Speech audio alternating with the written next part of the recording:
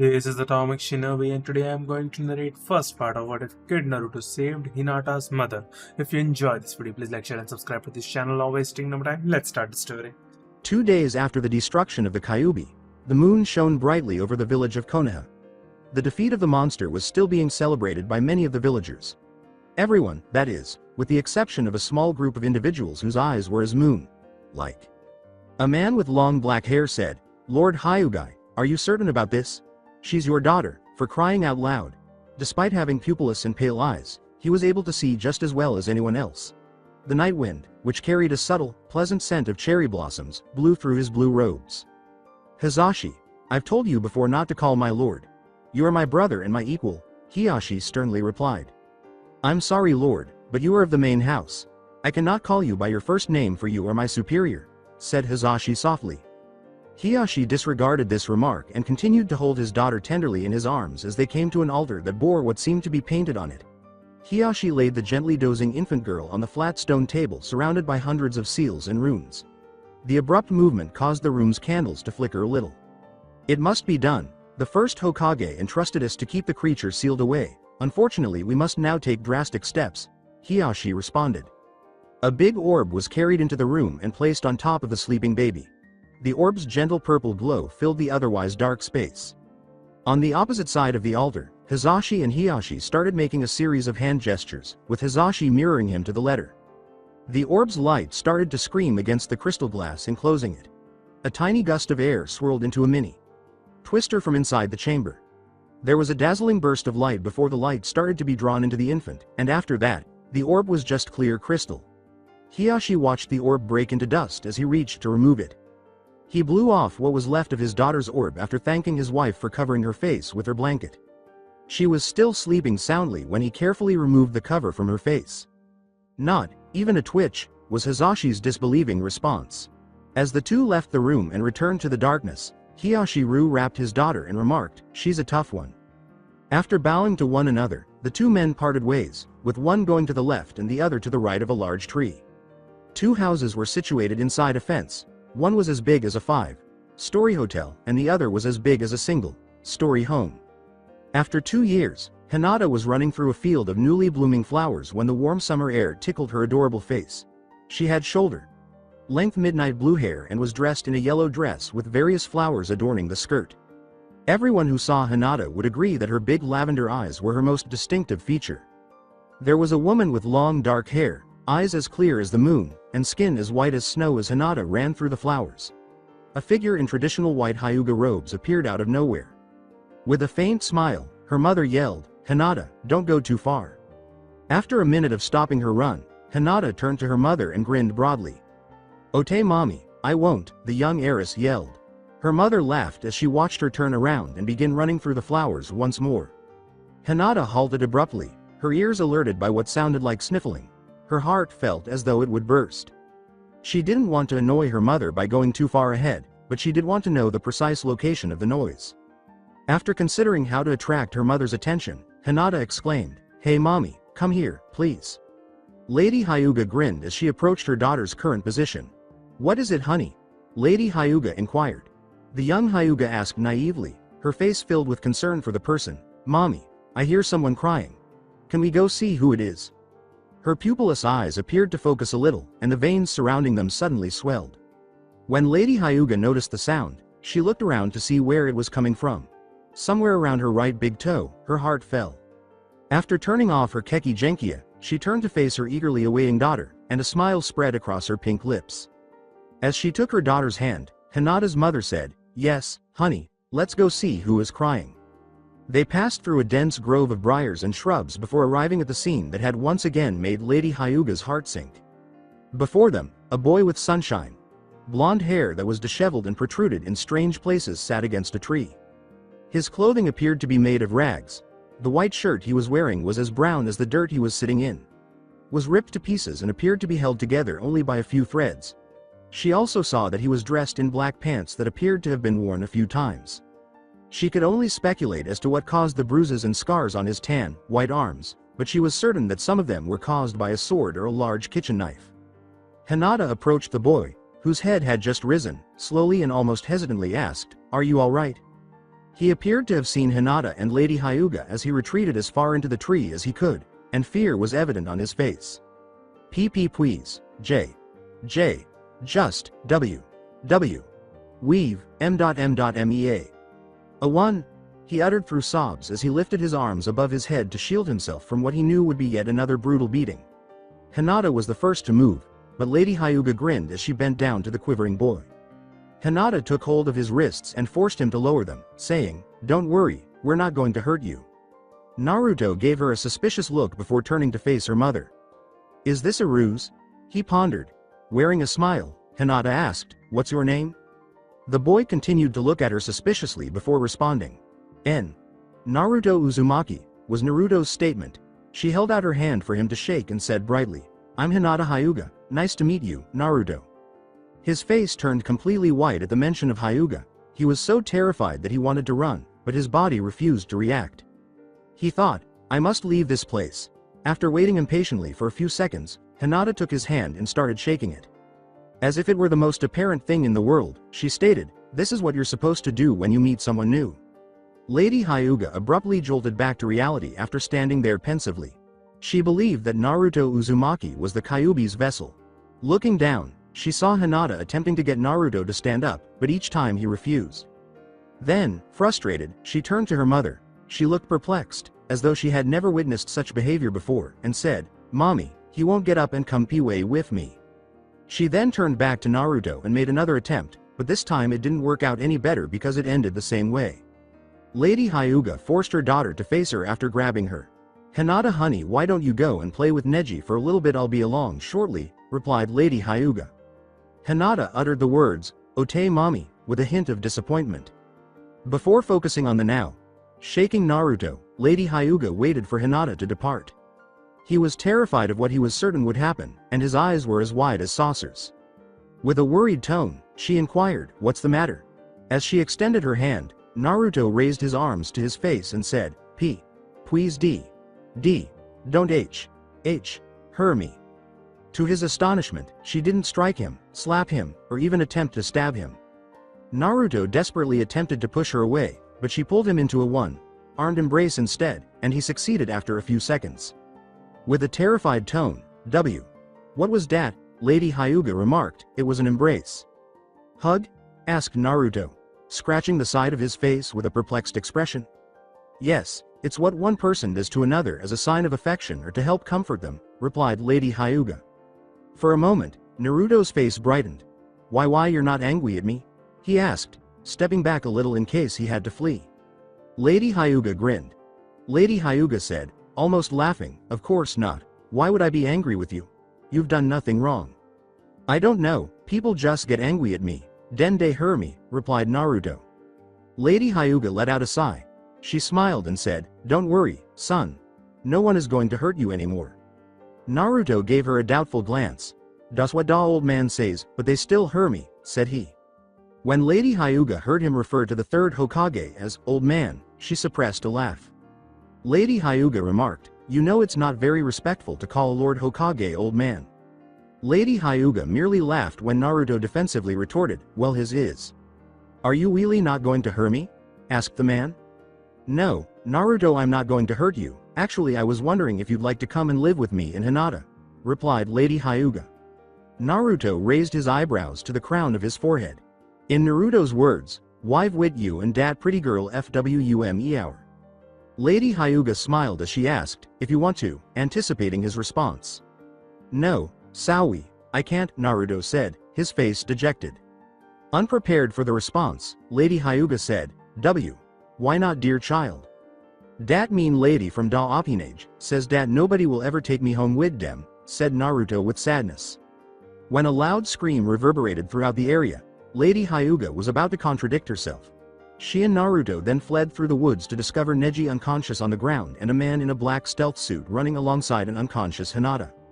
Unaware of the blur that had just passed her, Lady Hyuga ran after him. Before long, the man halted and a young boy was in his way. "Dwapper," he said, trying to sound tough, but his face was covered in mud, which indicated that he was determined to try to stop him. When the man's brown eyes locked with Naruto's azure ones, he burst out laughing. The man whose face was concealed by a black mask questioned, Another one, can't the Hyugas afford real help? The boy caught the shuriken with his thumb and index finger, surprising the man who had been expecting him to flee. Naruto dropped the shuriken and said, I won't say it again, dwap her. Glancing over his shoulder, the man saw Lady Hyuga approaching him, panting. Who is this child? He pondered. They were soon caught by Lady Hyuga. She sobbed as she said, please let her go, take me instead. The man threw Hinata into Naruto, causing him to fall backwards, after laughing as he approached the woman holding a kunai. As he started to lower the kunai, the man said, okay, then, I'll take your eyes and be on my way. The man turned to see Naruto had assumed a fighting stance, only to have it flung from his hand as the shuriken he had thrown earlier knocked it away. Raising his fists to his face, he was prepared to fight if necessary. Naruto, please take Hinata and run, go and get Lord Hyuga and tell him what's happened, replied Lady Hyuga. However, Naruto refused to listen and maintained his position. As he approached the boy, the man laughed and kicked him in the side of the head, sending him flying into a tree.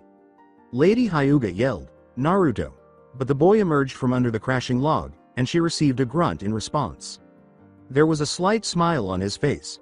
Don't worry, pretty lady, I won't wet him her either of you, he replied. The man burst out laughing. The man leaned down until his face was at Naruto's height and said, okay kid, tell you what, I'm feeling gracious today, so I'll give you a free shot. Then he gestured to his chin. A mocking, go ahead kid, hit me right in the kisser, was said by the man. Naruto approached the man warily, then withdrew all of his weapons and struck him squarely in the chin. The man chuckled, then formed his own fist and struck Naruto in the stomach, knocking him out. Naruto! Lady Hyuga exclaimed. The man's mask twisted into a smile. I'd be more worried about your daughter right now, I mean after all, how will she live, being blind, replied the man. As he retrieved the knocked out kunai from his grasp, Hinata's eyes opened as she started to stir. What's going on? She asked shyly as she turned to see a man holding a kunai in his hand and a mother wrestling. Lady Hyuga grunted.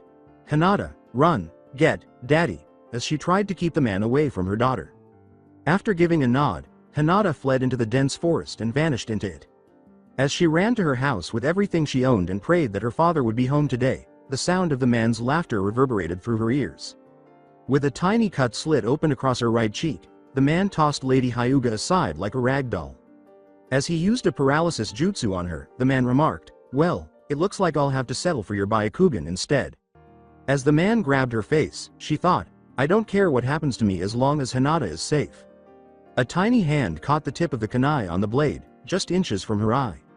Naruto uttered the words, please pretty lady, one away, as his right hand began to bleed considerably. What are you doing, Naruto? Get out of here, she thought frantically. She was shocked to see that Naruto's eyes had turned fiery red instead of bright blue when he looked her in the eye. Then Naruto turned to face the man in front of him, who was making every effort to free his kunai from Naruto's hold. This child shouldn't even be conscious, much less be able to stand. He believed that after giving Naruto a strong tug, the blade was released. Naruto attempted to lift Lady Hyuga after causing the man to fall backwards, but he was unable to do so because she was too tall. Please, Mr. Voice, guide me through, Naruto. Out of nowhere, a voice said, sorry kid, I've done everything I can. Now that he was terrified, Naruto was unable to lift the woman, and as the man stood up again, he was massaging the spot on his back where he had struck a rock. The man hurled 4 kunai at Naruto, each of which struck his limbs and pinned him to a tree, saying, you little brat, I'll make you pay for that. As the pain that rushed through his body reached his brain, Naruto sobbed. The man said in a growling voice, not so tough now are you kid? As he suddenly pulled out a 5th kunai. When he fell dead in his tracks, he attempted to throw the kunai, but a man with his Byakugan activated was standing behind him. His white robes fluttered in the breeze, and his long black hair fell just below his shoulder blades. The man's expression was severe and angry. He scanned the area for any more potential assailants. He turned to face his wife, who was lying on the ground, after he was certain there weren't any. She fainted from shock at what had happened, just seconds after Naruto had tried to fight the man. When Hiyashi gave his wife a gentle face slap, she woke up and immediately ran up. She yelled, Hinata, and turned to see that she was lying in the field where they had been playing. I'm right here, mommy. Hinata grinned as she rushed into her mother's arms. Gazing at the scene in front of him, Hiyashi grinned and thanked his lucky stars for getting there in time. They all turned to look at the boy who was still hanging from the tree when a low moan broke the hush that had fallen over the group. He was rubbing the almost healed holes in his bare hands and feet when he discovered that he was not affixed to the tree and that the kunai were resting on the ground. "Are you the one who tried to fight off the bandit?" replied Hiashi. Naruto nodded after looking up and meeting Moon Pale's bright blue eyes. "Yes, sir," he said, beginning to hobble off. He turned to see Hinata standing behind him, but to his surprise, he felt a hand on his shoulder. She gave him a cheek kiss and rushed back to her mother after saying, "Thank you for saving my mommy." Incredulous, Naruto raised his hand to his face, where she had planted a kiss. Hiashi approached him and remarked, "Well, my boy, it looks like you're a hero." Suddenly, Naruto's defenses came into play, and he lifted his arms to shield his bare head from any potential blow. "Would you mind coming with us to our house so that you can get those wounds treated?" asked Hiashi with kindness. Naruto considered it. "They're pleasant, but what if they're different from the last time? I had the same thought about them, and as the bruises on his arms subsided, he thought, look how that turned out." He put on a big foxy grin to conceal his actual feelings as he looked up at the Lord and Lady Hyuga. Naruto began to return to the village after saying, "Thanks, but I'm afraid I'll have to decline," when he felt a heavy hand grab his arm. Hinata was holding on to Naruto like a piece of Velcro when he turned around. She gave him the puppy dog pout and said, "Please come with us." The puppy dog pout always got to Naruto, and he let out a sigh. He said, "Alright, I'll come." As he was pulled over to Lord and Lady Hyuga, he thought, hook, line, sinker.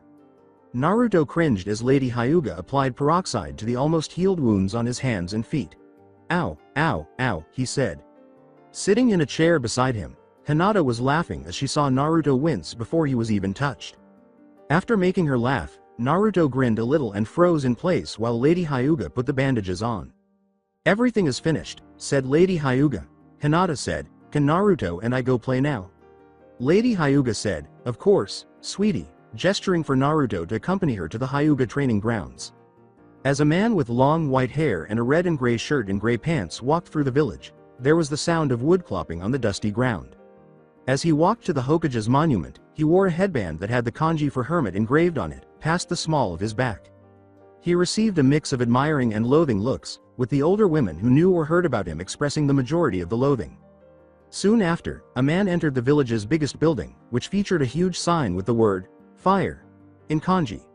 Additionally, the building was painted a vivid red. The man climbed a flight of stairs that protruded from the side, his wooden sandals clapping against the boards. The man entered a large room with a green carpeted floor after the vehicle spiraled up the tower until they stopped at a door.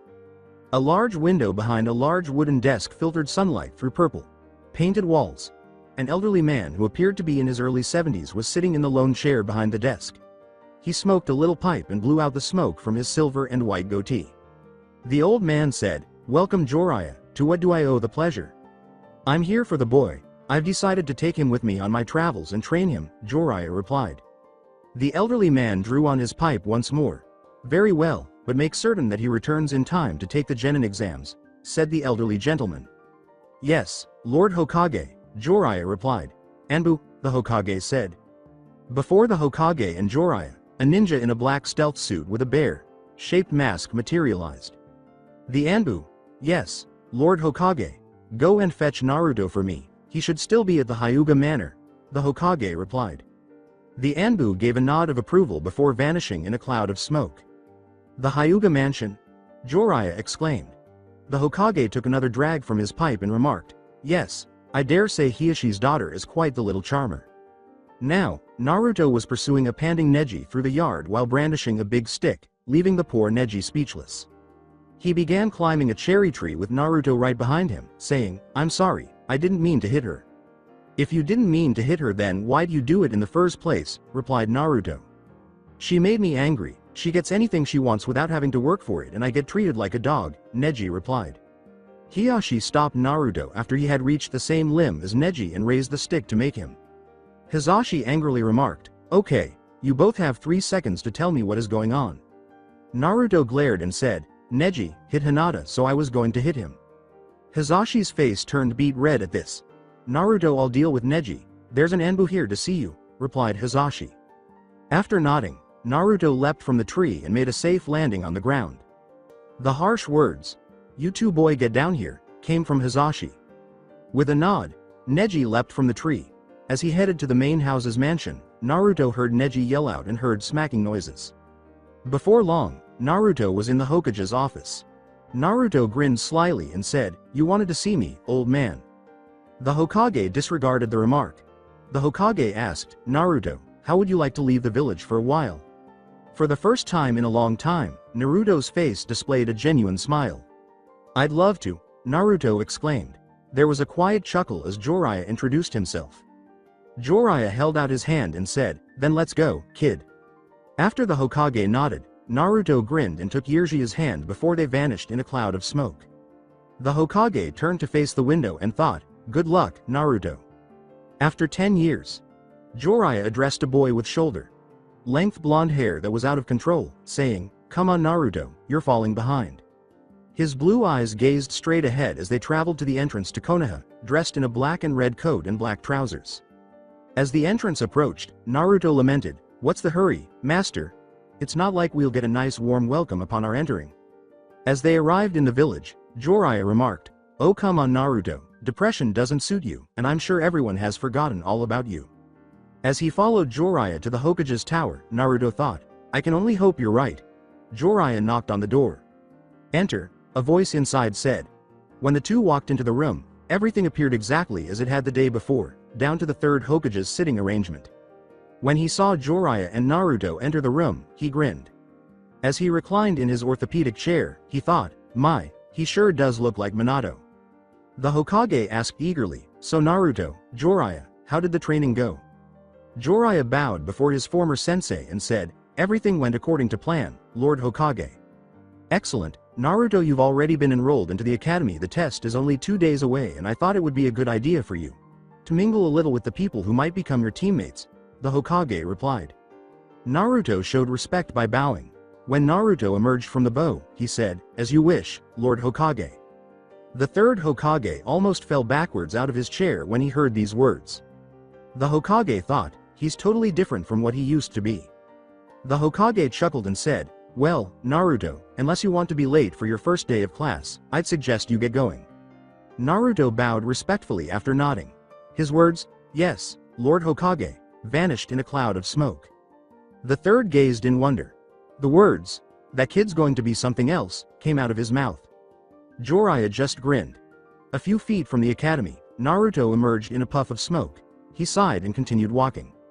As he approached the other children playing contentedly on the playground, memories he had long suppressed began to resurface.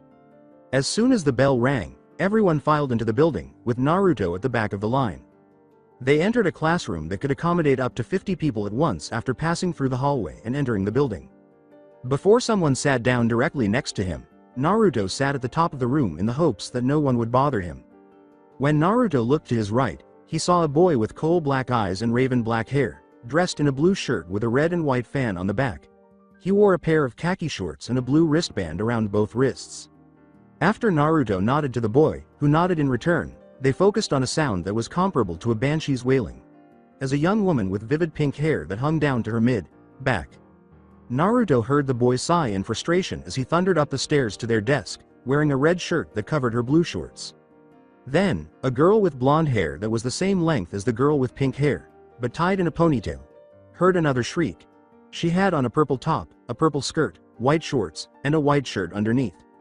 An apparent headache began to form, and the boy began to rub his temples. The girls swooned over the boy they called Sasuke, and Naruto sighed too, feeling bad for the boy. Before long, a man with a green vest with numerous pockets and a blue stealth suit had his hair pulled back into a spiked ponytail. After removing a small scroll from a large desk at the front of the class, he started taking roll call.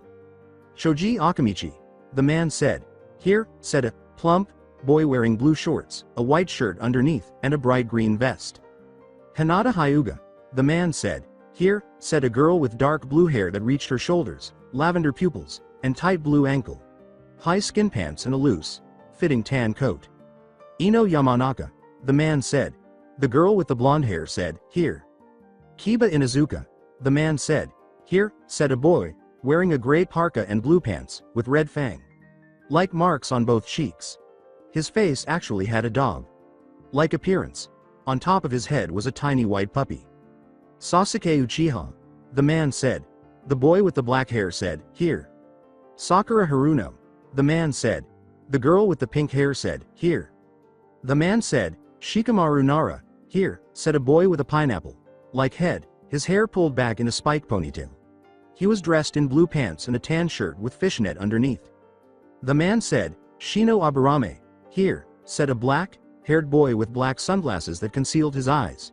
He was also wearing a big gray trench coat that concealed everything but his blue pants.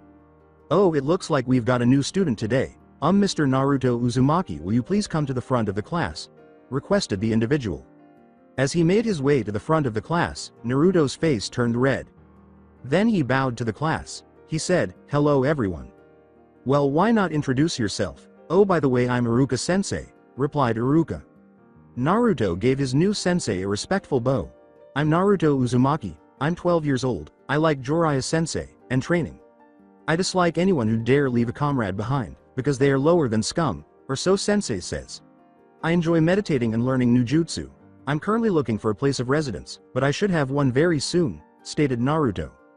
Iruka sensei said, all right, Naruto, you can go back to your seat. Naruto bowed and said, yes, sensei, before returning to his seat. Iruka said, smiling despite his fear, okay, class, today we'll be reviewing Taijutsu, so everyone outside. In single file, they trailed him out of the building until they stopped in a tiny space that resembled a playground and contained a few wooden dummies. Targets for training shuriken and kunai. Images of someone taking his picture flashed through Naruto's mind as he gazed at the scene with a hint of fear. At the age of 2, he could envision himself being used as the target and tied to one of those targets by much bigger boys. His entire body trembled a little as he recalled almost dying from that experience. Hinata, who had been observing Naruto, said, hey Naruto, you alright? As Naruto turned to face her, he noticed that her expression was one of pure worry, something he had only learned about from Jiraiya and the elderly man. Naruto rubbed his head and said, yeah, I'm fine. I had a few bad memories. Iruka said, looking irritated, hey Naruto, Hinata, since you two obviously don't need to pay attention, you can be the first sparring session. Unaware that class had resumed, Naruto and Hinata gazed at their sensei in astonishment. Iruka indicated a sizable circle about 10 feet across that appeared to have once contained grass that had been excavated by the ruthless use. Naruto and Hinata positioned themselves on either side of the ring until it was just a circle of exposed dirt. While Hinata dropped into her family's Taijutsu stance, Naruto stood erect. They both turned to face Iruka as he raised his arm. He said, begin, and lowered his arm. Naruto hadn't even recoiled when the hand was dropped, so Hinata ran to him. Please sensei, let me return to my position, I don't wish to fight, replied Naruto. Hinata stopped dead in her tracks as a result. Hinata stated, fighting is a necessary part of being a ninja. Naruto shook his head and grinned. One should only fight as a last resort, there is always an alternative, one just has to look for it, stated Naruto. In an attempt to motivate Naruto to fight, Iruka said, well, Naruto, that was a nice speech and all, but I'm afraid that unless you fight you will not be allowed to partake in the genin exams. With a sigh, Naruto searched fervently for his other sensei to spare him from fighting, but he was nowhere to be seen. After that, he inhaled deeply and exhaled through his nose. Before he made his final choice, he asked, guess I don't have a choice, do I? Iruka said, no, by shaking his head. With another sigh, Naruto dropped into a fighting stance and turned to face Hinata, who had already begun to charge at him. She kicked at his feet, causing him to stumble and fly backwards, after she threw an open palm at his arms, which he managed to avoid with relative ease. Naruto swiftly flipped and landed on both feet without incident. He thought, she's pretty good, and as she began to charge at him once more, he ducked under another open palm that was aimed at his head. When Naruto saw her using her Byakugan, he remarked, so you're a Hyuga. The third, appreciative of the opportunity to take a break, was just completing his paperwork when a slight knock shattered the quiet in his office. Come in, he said, hiding the last of his documents out of view. He was surprised when Lady Hyoma Hyuga and Lord Hiyashi Hyuga entered the office. The third said, Hiyashi, Hyoma, to what do I owe the pleasure? Lord Hokage, we were wondering if we could allow Naruto to stay with us if he hasn't already gotten a place, replied Hyoma. The Hokage laughed. Actually, I was about to send for him to have an apartment set up, but why the sudden interest in Naruto? Replied the Hokage. We promised him 10 years ago that he was welcome to come and live with us, but seeing as how Jiraiya had other plans, Hiashi responded. Knowing that the Hyuga wanted to take Naruto in primarily for the sake of their eldest daughter, the third nodded. Then the third Hokage produced a piece of paper. Placing the paper on his desk, he asked, "Do you wish to adopt him?" After looking at his wife, who was staring back at him, Hiashi turned to face the Hokage. After Naruto blocked a punch intended for his face, Hinata struck him in the stomach with an open palm. As he was blasted to the arena's edge, Naruto felt a big push in his stomach and coughed up a tiny pool of blood. Hinata turned to Iruka and stumbled to his feet. Hinata deactivated her Byakugan and said, "Please sensei, call the match, he's going to get himself killed." A voice from above the academy said, "Hey Naruto, how much longer are you going to let her use you for a punching bag?" Iruka was stunned when Jiraiya landed in front of her. Iruka said, "Pardon me, sir, but there is a class in progress." Jiraiya smirked as he turned to look at him. "All right," Jiraiya said, "sit back and learn, because I think this match will be over in 60 seconds. Naruto stood up. The class was stunned as they looked from the perverted sage to Naruto, who was now standing and appeared to have done nothing more than take a quick swim. "You should be unconscious," Hinata said, turning on her Byakugan. Naruto turned to Jiraiya and sighed. He questioned, "Do I really have to do this?" Jiraiya nodded and grinned. Naruto let out another sigh. As he hurled a series of hand signals so quickly that they were only blurs to the small group, he thought, "This ninja thing sucks." "Wind style. Vacuum vortex jutsu," said he. Hinata gave him a perplexed look. Before the surrounding air began to churn into a tiny vortex with her at its center, she exclaimed, "Vacuum what? You've got 60 seconds worth of air before you die. I'd strongly suggest you give up," replied Naruto. As Hinata shifted into a new position, her eyes blazed with resolve. Hinata smirked as she said, "Protection of the 8 trigrams 64 palms." Then, as she began to waver her arms around her body, blue laser, like chakra beams, erupted from her palms. Naruto grinned as the lasers cut through the vortex's winds before totally eradicating it. "This is the first time anyone has ever beaten that jutsu," said the man. When Hinata was acknowledged for her strength, she simply grinned. Naruto formed a cross with the first 2 fingers on both hands. He uttered the words, "Shadow Clone Jutsu," as a lone clone materialized behind him, followed by a puff of smoke. Hinata looked at him with conceited curiosity as he held his right hand, palm facing up, to the clone. "What is this method?" she pondered. As the clone began to move his hands over Naruto's feeding chakra, a blue orb began to form. It was initially a little shaky before it steadied. The sphere was spinning rapidly, and when the clone had completed his task, he vanished in a cloud of smoke. Then, with a burst of chakra, Naruto dashed over to the stunned Hinata and struck her in the stomach. She was then thrown backwards in a spinning motion, and Naruto was the only one who managed to stop her by catching her in his arms. He surveyed the area where he had struck her while looking down at her. He said, "You all right?" She looked embarrassed as she nodded. As he lowered her to her feet, she thought, "He beat me with a single attack." After that, Naruto strolled back to the location where Iruka and the other students were waiting for them. As everyone, including Iruka, stared at him in disbelief, Naruto rubbed the back of his head. As Iruka's call caught the class's attention, he shook his head. "Sasuke Uchiha and Kiba Inuzuka, come forwards," Iruka said. After nodding and moving forward, the two started fighting. Naruto looked on disinterestedly as the Uchiha swiftly defeated the Inuzuka. As Sasuke approached him, he grinned and they soon found themselves looking directly at each other.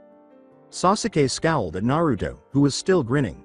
Naruto replied, "Yes, is there something you want?" "That technique you used earlier, teach it to me," replied Sasuke. Naruto laughed at this. As Iruka motioned for the class to move back inside for jutsu training, Naruto said, "Sorry, no free lessons. You want to learn how to do it? Ask my sensei." Class was about to end when the last bell rang. "Work on your jutsu because tomorrow we'll be reviewing before the test on Thursday," Iruka replied. In order to avoid receiving any queries or requests, Naruto made sure to be the last person to depart as he got up and made his way down to the glass exit. After going outside and realizing Jiraiya wasn't there, he returned to the village. A nice woman who resembled an older Hinata with moon-pale eyes instead of lavender asked, "Naruto, where are you going?" Naruto gave her a perplexed glance. Naruto shrugged and turned to go, saying, Back to the Hokage's office to see if he's got an apartment set up for me yet. Jiraiya-sensei said he had to leave for a while so." He started to walk, thinking, Boy, she sure looks familiar, but was stopped when someone cleared their throat. The woman was there when he turned around again, and Naruto gave her another perplexed glance. Sorry, is there something else you wanted? He inquired. The woman grinned.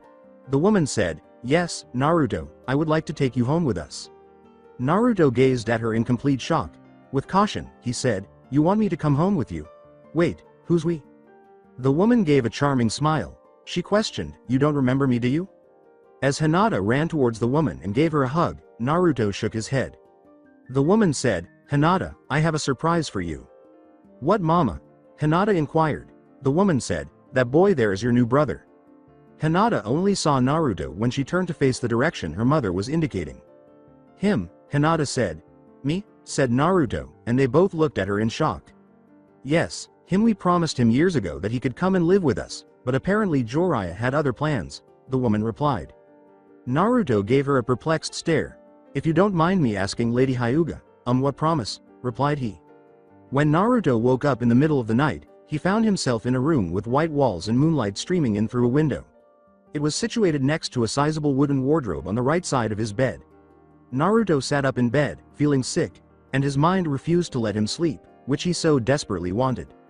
When he noticed that the moon was almost full outside the window, he sat up and placed his head in his hands while flashbacks to the previous day raced through his head. Rewind. Him? Hinata asked. Me? Asked Naruto as they both gaped in shock. Yes, him, we promised him years ago that he could live with us, but apparently Jiraiya had other plans, the woman replied. Naruto gazed at her in perplexity. If you don't mind me asking, Lady Hyuga, what promise? He inquired. Hyoma hoped she wouldn't hear these words, but she was prepared for them to make her laugh.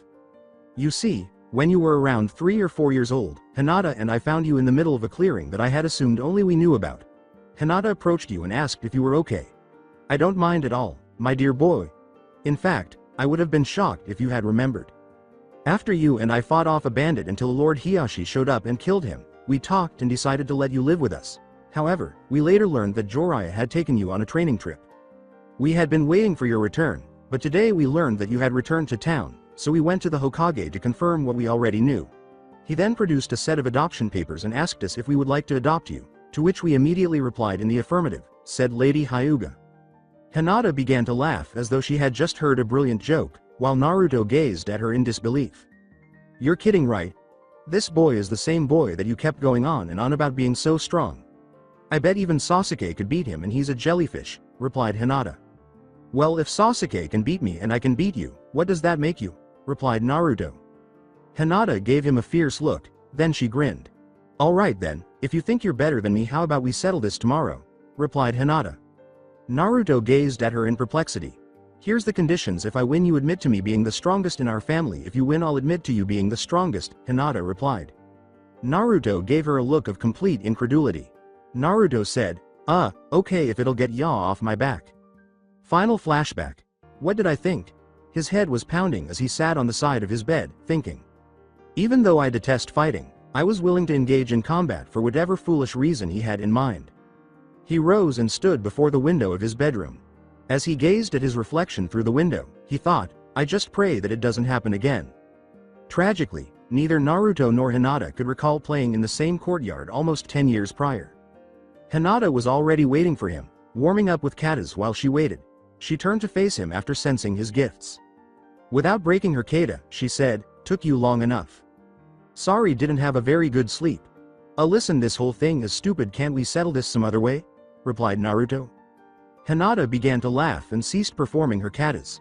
You must be new here, because once a Hyuga challenges another clan member to a duel for honor, there is no backing out unless one forfeits their life. Hinata grumbled. Naruto sighed. He had anticipated that kind of response from her. Naruto questioned, can we establish some ground rules if we have to fight? As you wish, Hinata said, sounding bored. Alright then, no killing, the first one to fall unconscious loses, do you agree? Replied Naruto. Hinata gave a nod. He let out a sigh. Good, he thought, that will reduce the risk a little.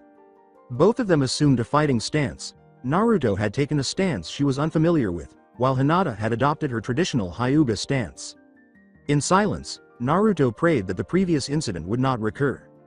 When they both saw a leaf fall, they silently agreed to wait for it to hit the ground. The two ran at each other as soon as the leaf touched a blade of grass, and Naruto avoided all of Hinata's blows by remaining silent. As they reached a standstill, she mockingly asked, "What's the matter, Naruto, afraid?" She ran towards him again after Naruto simply grinned, which irritated her. This time, he avoided all of her blows without launching an attack of his own. They separated once more, with Naruto barely perspiring and Hinata gasping for air. Hinata puffed, "W. What's going on? You should be down for the count." "Only if you hit me, and from what I can tell you haven't laid a finger on me," replied Naruto. Hinata didn't know where the anger came from, but she enjoyed the way it made her feel. She was able to defeat any opponent her father put up against her while he was training her because of the same anger. As Naruto gazed into Hinata's eyes, slits appeared in her pupilless eyes, and her eyes glowed a vivid blue. Her hair had begun to slightly spike, and her teeth had turned fangy. Naruto asked, Hinata, you alright?" as a chill of fear ran up his spine. "I'm fine, Naruto, you on the other hand," she said with a smile before vanishing from view before Naruto could even react. He was sent flying after taking a knee to the gut. As he stumbled to his feet, Naruto asked himself, "What is this chakra?" He soon discovered that the very hard object that had touched his face was a fist loaded with chakra. Sadly or fortunately, Naruto couldn't tell, but he was certain that he felt his jaw break under the strain, but it wasn't broken. He landed on the harsh, unforgiving ground after flying through the air. As he stood up, he thought, "Looks like I can't take it easy on her anymore." Then he made a single-handed gesture. He uttered the words, "Shadow Clone Jutsu," as 3 clones emerged from smoke puffs. He then gave the clones a mental command to attack Hinata, who dispatched them swiftly while Naruto was inundated with the knowledge they had acquired from their battles. Neither a forward attack nor a sneak attack with that Byakugan will be effective, he reasoned. He heard a voice inside his head say, "Throw dirt in her eyes." After creating a new set of shadow clones, Naruto sent them to attack her once more, but she was able to defeat them with relative ease. As a cloak of electric blue chakra started to envelop Hinata, she declared, "I'm sick of these games, Naruto. Either fight me or I'll destroy you." With his eyes as wide as dinner plates, Naruto backed away slowly, his whole being etched with fear. Who is she? He stepped back, thinking, I've never felt anything so full of hatred in my chakra. He felt another chakra signature abruptly, and when he turned, he saw. Naruto smiled and said, Jiraiya-sensei, thank goodness I sure could use your help. Jiraiya merely gazed at him.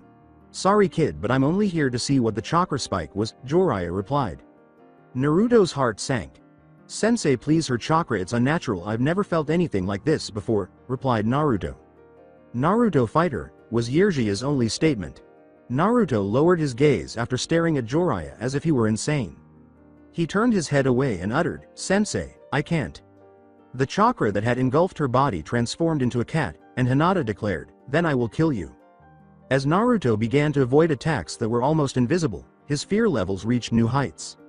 When he and Hinata were at a standstill, Naruto yelled, Hinata, stop this. It's not you talking or fighting. Hinata pushed Naruto away with strength she shouldn't have yet, saying, not me huh, and here I was thinking my name was Hinata Hyuga. Jiraiya laughed when Naruto flew back a few yards before he was plastered to a wall. Jiraiya smirked evilly and said, come on kid, I know you're a much better fighter than that, or perhaps I brought the wrong boy with me. With a sigh, Naruto withdrew from the wall and ran in Hinata's direction, his eyes now glowing with fire. After he vanished from view, Hinata used her Byakugan, but she was still unable to locate him. So, Jiraiya, he's finally going to get serious, thought. As Naruto attempted to axe kick Hinata in the head in an attempt to render her unconscious, she leapt out of the way.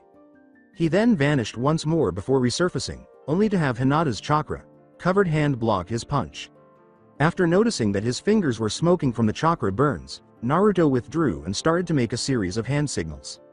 Naruto slammed his hands to the ground and uttered the words, Earth Style, Earth Dome Prison Jutsu.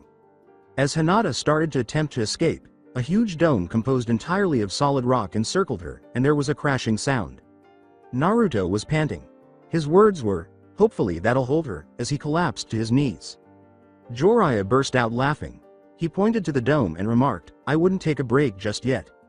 When Naruto looked, he saw a huge claw covered in blue, electric chakra smash through the solid stone. Naruto stood up and thought, oh shish. After gathering what remained of his chakra, he made a shadow clone, which began to transfer chakra into his hand. It turned into a ball. He ran after Hinata after she broke through the dome. Rasengan! He exclaimed as he pushed the whirling ball of chakra into her chest. She whirled back into the wall, but she was shielded by her chakra skin. Naruto went to his knees, but she was completely unharmed. That's it, he thought, I'm exhausted. From inside her head, the voice asked, giving up already, Kit? Giving up, unfortunately, seems to be Naruto's only choice. The voice said, your only option? No, you have another option. With a tear in his eye, Naruto said, you mean use your power? No, I'm not going through that again because it cost me someone dear last time. Jiraiya, who had been perched atop the wall enclosing the battlefield, sighed. He thought, I had hoped you'd finally let that go. Just as his pupil was about to crash into the wall, shattering it in two, Jiraiya leapt out of the way. Naruto, she's like you. You've got to use your other power, replied Jiraiya. He heard Naruto sigh, and then he sensed that another chakra was presenting an even more evil and sinister feeling than Hinata's. When the wall exploded and the air was filled with red chakra, he flew in Hinata's direction and punched her in the stomach, sending her flying into the wall across from him. He then performed a series of hand signals. Naruto uttered the words, Demon Fox style, Demon Repression Jutsu, with a growling tone. The chakra that encircled Hinata started to recede, and Naruto's hands emitted a vivid blue glow. Before long, she was sitting motionless against the broken remnants of the wall. From the wall he was standing on, Jiraiya leapt. Go back to the seal Kyuubi, Jiraiya said. Naruto chuckled. Naruto turned to Jiraiya and asked, and why would I want to do a thing like that? His eyes were blood red, with slits in the pupils. His fingernails had grown into claws, and his whisker lines were thicker and more distinct. With a sigh, Jiraiya took out a piece of paper and adhered it to Naruto's forehead. Naruto moaned as the red chakra returned. Jiraiya looked back and saw Lord Hyuga sprinting in his direction. Breathing heavily, he asked, Jiraiya, what happened? Jiraiya remarked, they had a little tough and it kinda got out of hand. Looking around at the devastation, Hiashi questioned, did Hinata do all of this? Yes. Is she even aware of the seven-tailed cat sealed within her? Replied Jiraiya. Yes, she knows about it, but its power seems to have given her a dual personality. Usually she's very sweet and well-mannered. Until she gets into a fight or she gets angry, then the other personality takes hold. And what of Naruto, does he know? Replied Hiashi. Jiraiya gave a headshake. He thinks that it's just more powerful form of chakra like nature chakra, said Jiraiya. Inquiring, why not tell him? Hiashi said. Jiraiya picked up Naruto while Hiashi lifted Hinata, saying, because something happened during his training that greatly upset him, causing him to never want to use his power ever again, and if he ever knew that he harbored a demon within his body, he would probably commit suicide. After entering the manor, they both placed them in Hiashi's bed. When Naruto woke up, he could smell a perfume that smelled like apple blossoms and felt something heavy and warm curled up next to him. Something heavy was resting on his chest, and he could feel another object encircling his arm. When he turned to face Hinata, he saw that she was sleeping soundly next to him. He attempted to free his arm, but she only made her grip tighter. Why me? He asked. He chose to give her a gentle shoulder push in an attempt to wake her. He said softly, Hinata, wake up and come on now. She soon began to stir, gazing into his vivid blue eyes with lavender ones. She rubbed the sand out of her eyes and asked, what happened? Naruto replied, not sure, fearing that he might agitate her further if he told her. The words, "Ah, isn't this sweet," were spoken by a woman before a bright flash illuminated their image. Naruto said, Hey, what's that for? Hyoma smiled brightly and said, oh, just a little leverage for later. Oh mom, Hinata said. Well, I'm glad to see you finally come to your senses, replied Hyoma.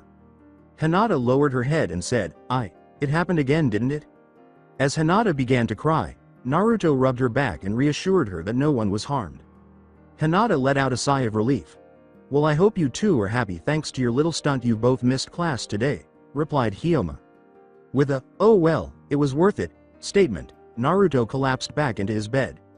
Oh really, was Hyoma's malevolent comment. Naruto questioned, what's with the look? You don't know what mother does when we miss lessons, do you? Hinata asked in a terrified tone. Every muscle in Naruto's body felt like it was on fire as he collapsed into his bed and let out a muffled moan as soon as his face touched his pillow. As he lay there, he thought, remind me to never miss another day at the academy again. Rewind. Well, since neither of you two could go to classes today, you get to help me with the cleaning, replied Hyoma. Naruto sighed, assuming it would be something much worse, but Hinata shuddered in terror as Naruto gave her a curious glance. As they got out of bed and followed Hiyom to the kitchens for their first cleaning task, he whispered, "What's the matter, Hinata?" Hinata merely whispered back, "You'd better make sure that there isn't even the smallest speck of dirt when you clean something." The kitchen was relatively clean when they entered, with the exception of a few breakfast dishes in the sink. Earlier in the day, another Hyuga came in with a big load of lunch dishes. "All right, you two, your first order of business will be to wash all of these dishes," replied Hiyoma. Naruto then started to make a hand sign, saying, "This will be a snap thought." Hiyoma said, "Oh, and no jutsu or Byakugan." Hinata's expression changed from one of shock to one of fear. They both said, "Yes, ma'am," before they began, after 2 hours. As they waited for Hiyoma to enter and check their work, Naruto and Hinata stood in front of a sizable pile of recently cleaned dishes.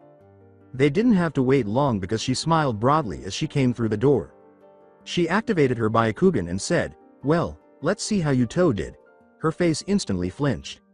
She just uttered the words, "Rewash them," before turning and leaving. Naruto gave Hinata a startled look. When he was certain Lady Hyuga was out of earshot, he asked her, "Is she serious?" As she started to refill the sink, Hinata remarked, "Yes, she's dead serious, which is why I never missed a day at the academy if I could help it." 2 hours later, as Hiyoma entered the room, Naruto and Hinata were once more standing in front of a pile of freshly cleaned dishes. She grinned after turning on her Byakugan. "Very good, you two, not a single speck," she replied. Naruto started to walk away but was stopped. "And just where do you think you're going?" she inquired. "We're finished, aren't we? I was going to go and find Jiraiya and ask him to help me train for a little bit," replied Naruto. "Sorry to burst your bubble, Naruto, but you are not finished yet and Jiraiya is away on a mission for the Hokage," replied Hiyoma. With a sigh, Naruto went back to his position next to Hinata. "Your next assignment will be to clean every surface of this kitchen," replied Hiyoma.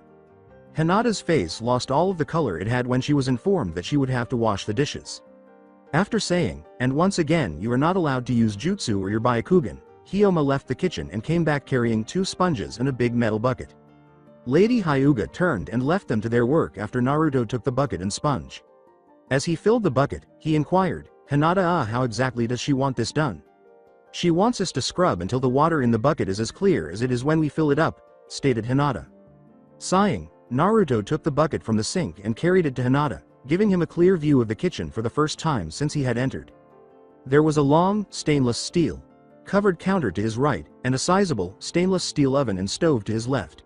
He sighed as he dipped his sponge into the water and got to work, wondering if this was the sink where he and Hinata had just spent the previous 4 hours cleaning dishes.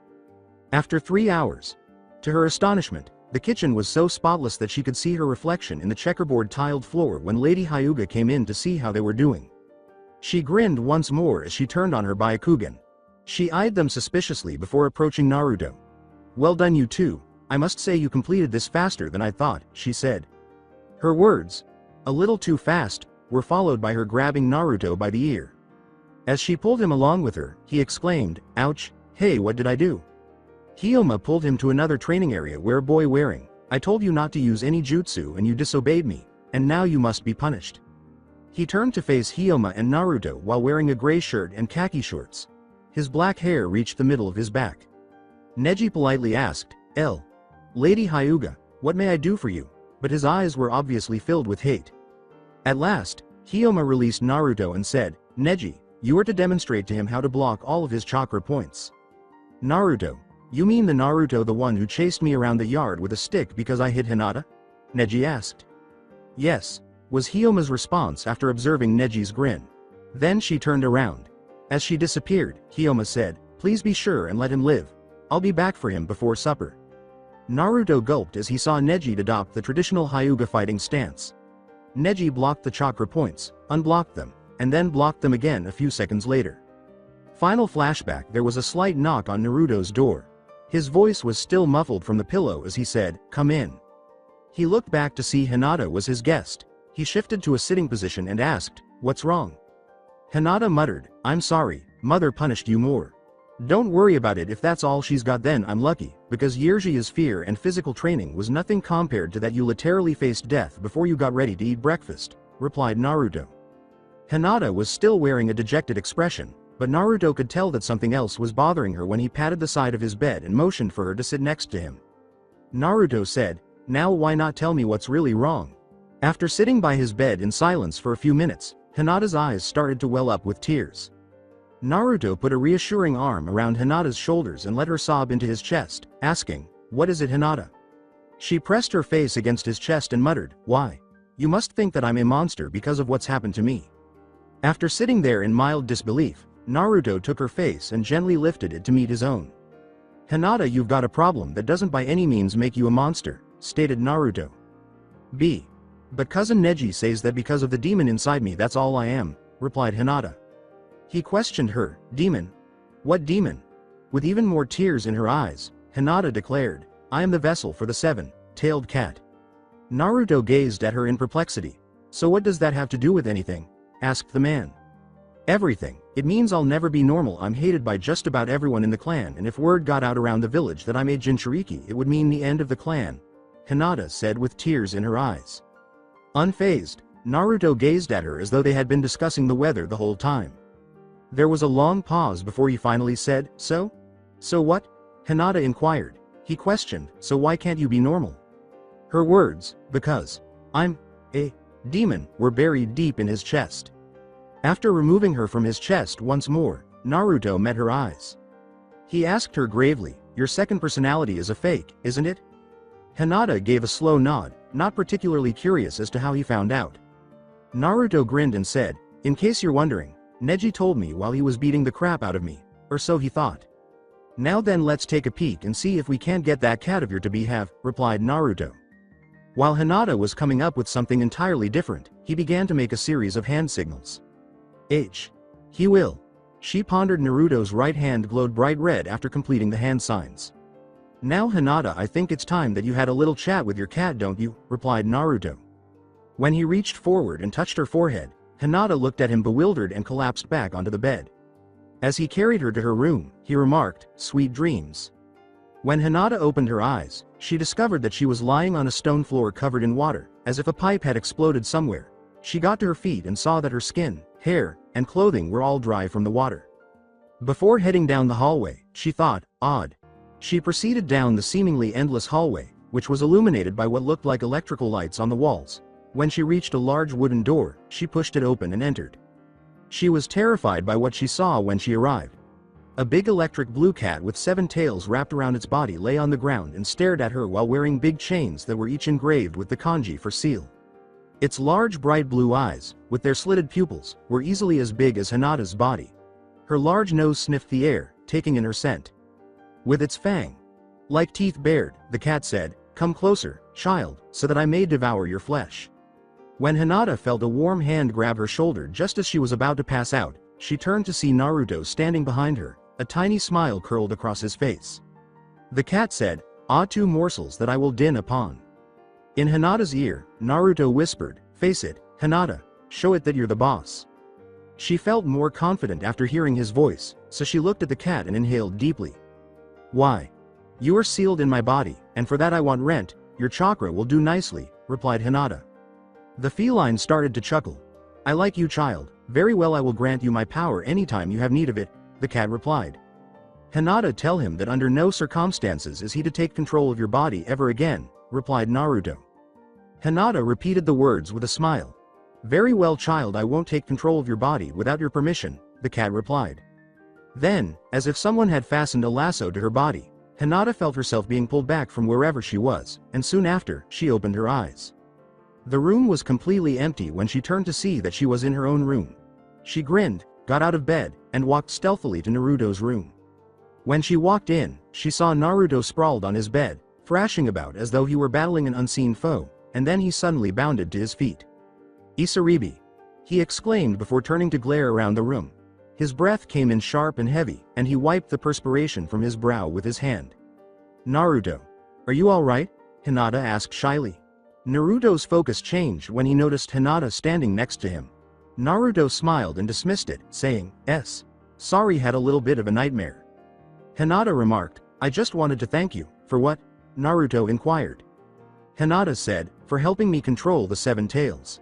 Hinata, that was all you. I was here sleeping. You've been in the dream state for a few hours, replied Naruto. Hinata questioned, a few hours, but how is that possible? Depending on what the person needs or is doing, the mind will trick the senses into believing it is either later or earlier than it really is, as well as create images to help it with a difficult problem such as facing a demon within, stated Naruto. So you mean that when I saw you in my mind it was? Yes, it was just a dream, Naruto concluded for her. Hinata grinned to herself because she had just defeated a demon by using Naruto's image. I'm thinking something like that, but why? Is there any chance that it could be that? She thought. Her blank expression gave Naruto the impression that she was still processing this information, so he retreated to his pillow. Suddenly, Hinata's mind began to function once more. She said, "Who's Isaribi?" Hinata became disturbed when Naruto's smile vanished from his face so quickly. Naruto rolled over to end the conversation, saying, "Never mind, let me get to sleep now, otherwise I won't be able to get up in time for class. You should too." Knowing that she had just touched a nerve she hadn't meant to, Hinata hung her head.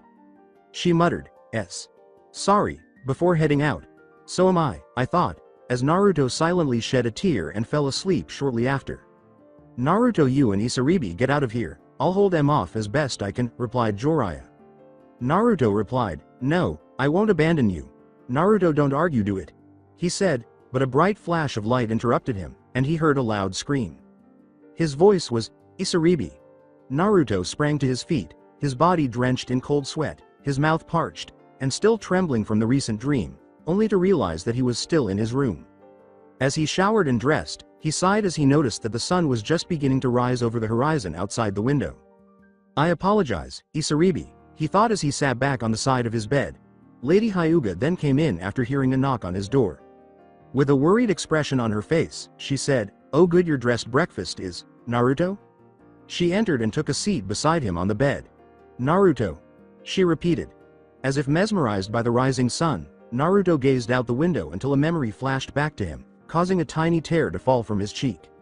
Lady Hyuga lightly inquired, "Naruto, you all right?" Naruto appeared to have been startled out of his reverie by her voice. With a bewildered, "Huh?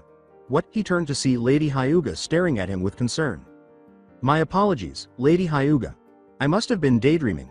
Naruto bowed his head. Lady Hyuga gave a small smile. She said, "Do you want to talk about it?" Naruto turned away and said, "Not right now." After nodding, Lady Hyuga got to her feet.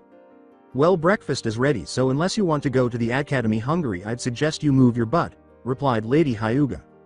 Naruto nodded and grinned, appreciating her decision to put the discussion on hold for the time being. Lady Hyuga was about to leave his bedroom when she paused and looked back at him. She smiled and said, "You know you don't have to keep calling me Lady Hyuga. You can call me Mom, you know." Naruto grinned a little. As he followed her out of the room and into the dining room, he said, "Yes, ma'am." Iruka said to the group of students who were still waiting to take their exams, "Naruto Uzumaki, please come forward to take your exam." Naruto moved forward, and they began taking their exams inside a gym. Iruka and a man with dark gray hair, who didn't appear to be in his early to mid-20s, sat at a small desk in the center of the building, which had hardwood floors and 4 gray stone walls with 4 or 5 windows on each wall that let in bright sunlight. "Naruto, this is Mizuki-sensei. He will be helping with the testing today. The rules are simple. You will be told to complete at least 3 jutsus that are believed to be standard for any genin," Iruka said as Naruto came forward. "First off, please demonstrate a substitution jutsu," replied Iruka. After nodding, Naruto turned into a log with the reel and stood in front of the other pupils for a moment. "Well done, now preform a transformation jutsu," Iruka replied. Once more, Naruto nodded.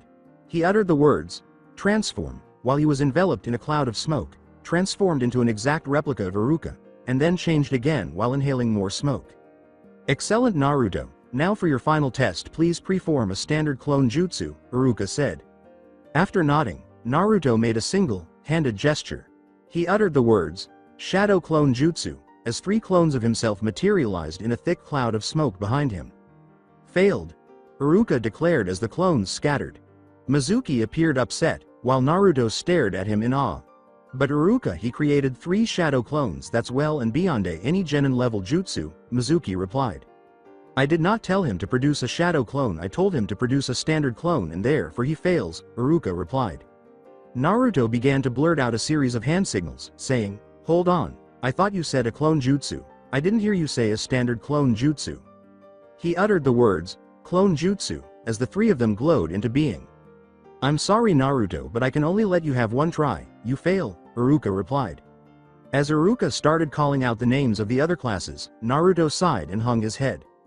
Naruto waited for Hinata at the front of the academy, but he didn't have to wait long because she rushed up to greet him while wearing a brand new Konoha headband around her neck. When she saw Naruto, her smile faded. I apologize, Naruto. Naruto grinned and turned to face her. He laughed and said, oh well, stuff happens, before turning to Hinata, who was not persuaded. Then he took her hand. He cheerfully dragged her through the village before they stopped midway to the Hyuga complex, saying, come on, your father and mother are going to want to know how good you've done. Naruto had almost collided with Lord and Lady Hyuga, who were now standing there. Lady Hyuga questioned, what are you guys doing here? Naruto, still holding Hinata's hand, pulled her forward to highlight the red-faced heiress as he said, we came to find you, look at what Hinata did. When Lady and Lord Hyuga noticed Hinata's headband, their faces brightened. Lady Hyuga rubbed her stomach and said, and I've got a surprise for both of you. Lady Hyuga remarked, Hinata, Naruto, you're going to be a big brother and sister. That's fantastic, congratulations Lady Hyuga, Lord Hyuga, Hinata, stated Naruto. However, Lord Hyuga's focus was diverted by something else. Lord Hyuga said, Naruto, where's your headband? Naruto started to rub the back of his head after his smile widened to the point where it appeared as though it might have been painful. He told them what had happened before he saw Hinata, saying, well you see.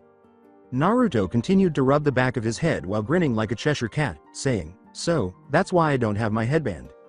Both Hiyashi and Hyoma appeared indignant. Lord Hyuga said, well, have a little talk with Iruka immediately. Naruto held up his arms. Naruto tried to reassure them by saying, no really, it's okay. I'll just retake the exam in 6 months, it's no big deal. Naruto, that's not the point, you used a clone jutsu, there is no such thing as a standard clone, replied Lord Hyuga. No, please, it's alright, there's no need to cause any trouble, like I said I didn't listen properly, it's my fault not his, replied Naruto. Lord Hyuga turned to face his wife, who nodded sharply. Naruto, I'm sorry, but I won't stand by the wayside and allow this injustice to take place, replied Lord Hyuga. Naruto uttered, shadow clone jutsu. Before long, at least 30 shadow clones surrounded them all. Please don't do it, I said it's fine, I'll just retake the test in 6 months like I said I would, replied Naruto. But Naruto, think about what you're doing, you've got skills that surpass most Junin level ninja, why not just let us handle it, replied Lady Hyuga. Because I would only be gaining my potion because of who I know, and that's not how I want to raise in the ranks. If there's one thing that living with Jiraiya sensei taught me, it's how to wait, said Naruto.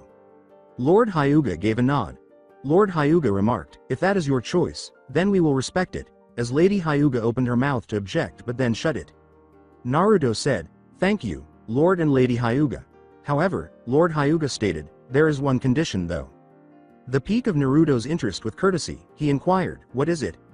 Lord Hyuga pointed to Lady Hyuga and said, you would do well to start calling me father and her mother if you were going to be living under my roof as my adopted son.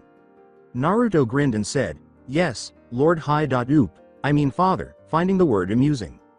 Now then let's go back to the house and celebrate Hinata becoming a genin, said Lady Hyuga. Naruto grinned. He looked away from the 3.5 people in front of him and said, you guys go on ahead, I'll catch up. After giving a nod, Lord Hyuga continued walking forward, followed by his wife and daughter. Hiyashi said, don't be too long, Naruto, and he turned his head slightly. Naruto said, I won't, and after making sure they were out of sight, he moved in the direction of a deserted building because he had noticed a big chakra signature emanating from it and he didn't want the other ninjas to get involved in case it was an enemy. The Lord only knows how long the faded purple paint had been peeling off the wall, exposing ancient, rotten wood, and the floors were covered in a filthy, gray carpet when he entered the dilapidated structure that may have once been a hotel but had been neglected. Vandals or natural elements had smashed out all of the windows. A big wooden desk in front of Naruto had a thick layer of dust on it, indicating that it had not been touched in years. Behind it were what appeared to be mail shelves and a key rack. Every time he searched the area for the chakra signature, he was unsuccessful and began to believe he was hallucinating when a figure emerged from behind the desk. It was Mizuki Sene, whose skin was well tanned from the numerous missions that required him to be outside in the sun. His gray hair was covered by the cloth of his headband, and the metal plate with the Konoha symbol etched into it reflected the sunlight. He was dressed in a dark blue long-sleeved shirt, dark blue pants, open-toed sandals, and a dark gray vest that held numerous pockets. Naruto questioned, "Mizuki-sensei, what are you doing here?" Mizuki's lips curled into a smile. Mizuki inquired, "Naruto, how would you like to become a genin?" "I'd love to, but sadly I'll have to wait 6 more months until the next exams," replied Naruto. Mizuki's smile only got bigger. According to Mizuki, "What if I told you I knew of another way?" Naruto was the next to smile. He said, "I'm listening." After finishing his talk with Mizuki-sensei, Naruto walked alone to the Hyuga complex. His mind was racing with anxiety, and the more he considered it, the more he shook his head. What should I do? As the conversation began to play back in his head, he thought. Rewind with hope that he might still be able to become a genin, Naruto said, "I'm lightening," as he gazed at Mizuki-sensei. When Mizuki heard and saw Naruto's face light up with hope, she smiled. "All you have to do is steal a scroll from the Hokage without being caught, then meet me in the forest just beyond the school training grounds, where that old storage shed is," replied Mizuki. Naruto gave Mizuki a startled look. With the hope that Mizuki would agree, he questioned, "Isn't there another way?" "No, Naruto, there is no other way other than waiting 6 months for the next exam," Mizuki replied with firmness. Naruto let out a sigh. With regret, he turned away from Mizuki and said, "Then I'll just have to wait." Suddenly, Naruto felt hands seize his shoulders and violently turn him around, staring into Mizuki-sensei's now angry face. Naruto tried to escape his hold and said, "Mizuki-sensei, what are you doing?" Mizuki let out a sigh.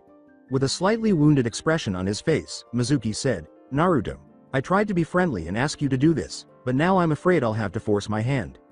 Naruto gave him a furious look. He asked, "What do you mean?" As Naruto's face fell, Mizuki said, "Well, if you don't do this, then I'll have no choice but to make sure that Hinata's genin status is revoked." An evil grin spread across his face. With a sigh, he had given up struggling and turned back to face Mizuki, who was grinning triumphantly. When Naruto felt Mizuki let go of him, he said, "Fine. You win. I'll get your scroll." When Mizuki stopped Naruto once more, he started to turn away. Subtly, Mizuki said, "And no tricks now, we wouldn't want anything to happen to poor Hinata that might jeopardize her future." Naruto nodded in agreement and sighed before leaving. Final flashback: before long, he was walking through the Hyuga compound's gates. Why didn't I just fight and kill him? Naruto believed that he was a traitor. Who's to say it wasn't a clone, though? He responded to himself. If I can't tell the difference between a clone and the real thing by now, then what was Jiraiya teaching me for all those years? Asked Naruto. Your promise? He repeated his own response. Despite a tiny tear streaming down his cheek, Naruto's thoughts remained silent. As he walked into the house, he muttered, I will never allow that to happen again. Hinata, Lady Hyuga, and Lord Hyuga were waiting for him when he arrived. Naruto put on his biggest smile and said, Sorry to keep you waiting, I ran into Mizuki-sensei and he wanted to talk to me about something. His voice was probably a little too enthusiastic, but as they led him to the dining room, Lord and Lady Hyuga appeared to have missed it.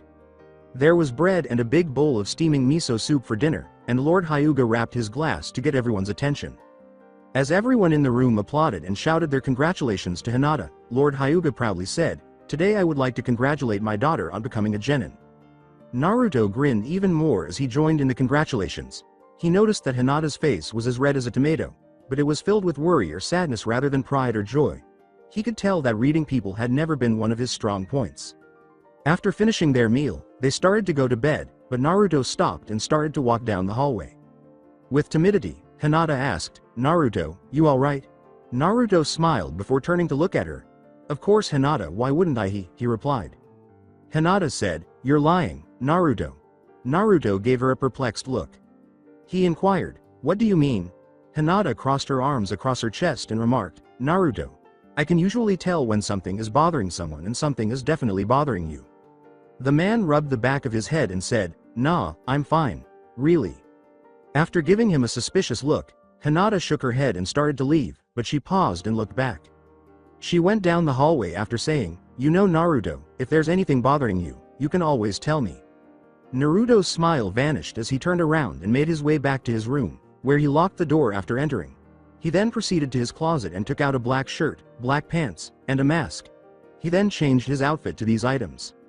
Naruto's footsteps were as silent as the moonless sky as he dashed across Konoha's rooftops.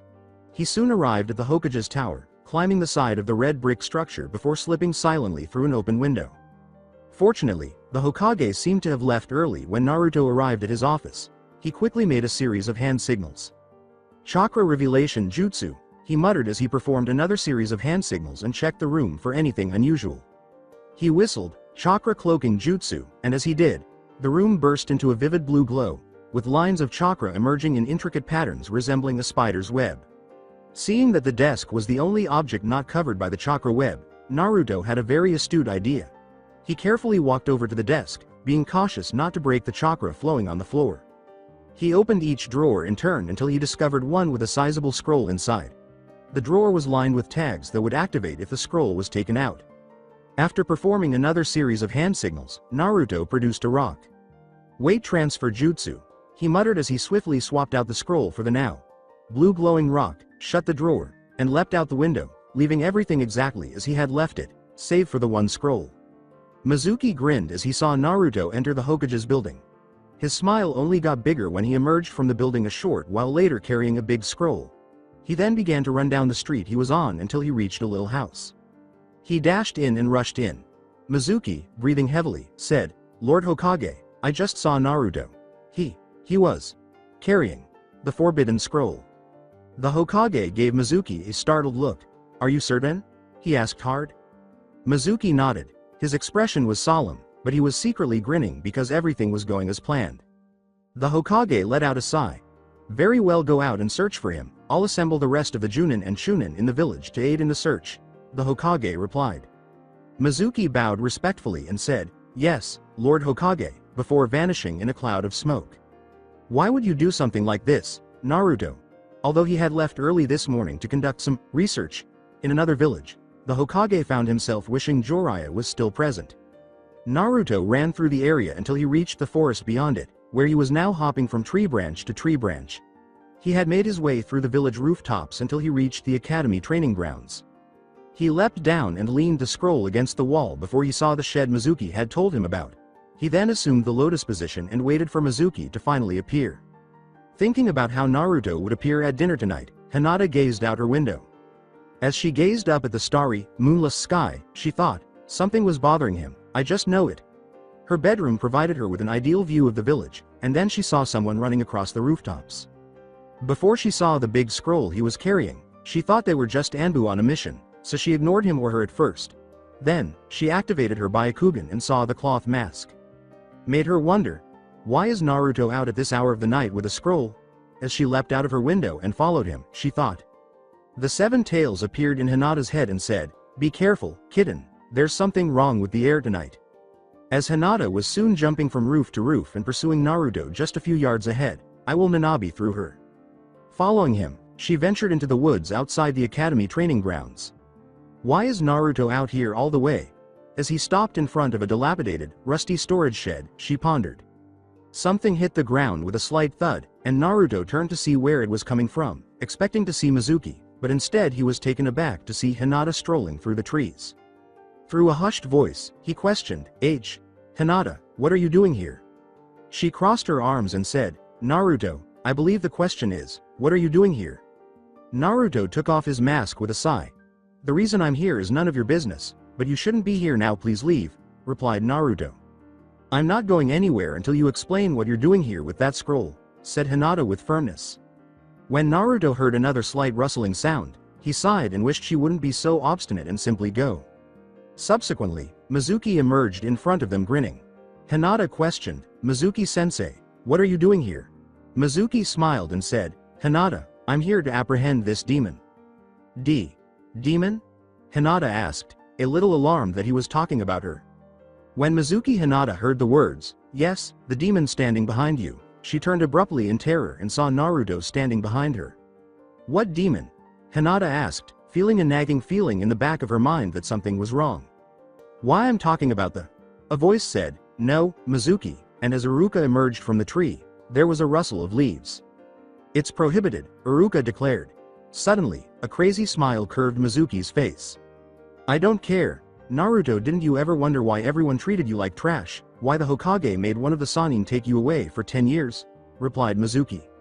Iruka was performing a series of hand signals when he was stopped by a giant shuriken flying into his chest. No, Mizuki, it's forbidden, he said, falling to the ground as a pool of blood spilled onto the parched grass. Hinata yelled, Iruka-sensei. Mizuki chuckled. He pretended to be thinking when he asked, now then where was I? His face then brightened. Oh yes, now I remember, I was about to tell you the reason that you were hated by the villagers so much, it because you were the Kyuubi, replied Mizuki. Naruto's eyes began to well up with tears. That's not true, he said, his voice barely audible.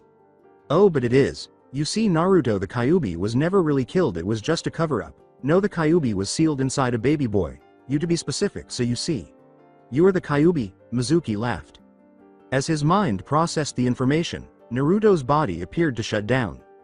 His eyes went awry as he thought, I'm the Kyuubi, I'm responsible for the deaths of innumerable people.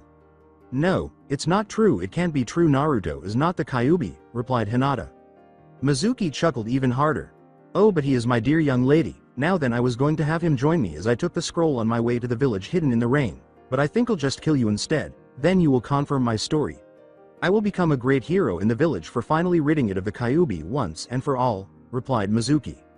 A little snicker was heard, and Iruka sat down. Hinata rushed to him in an attempt to assist him. The words, why? You're wrong, Mizuki. Naruto isn't the Kyuubi, he's just a small boy. And he's a hero.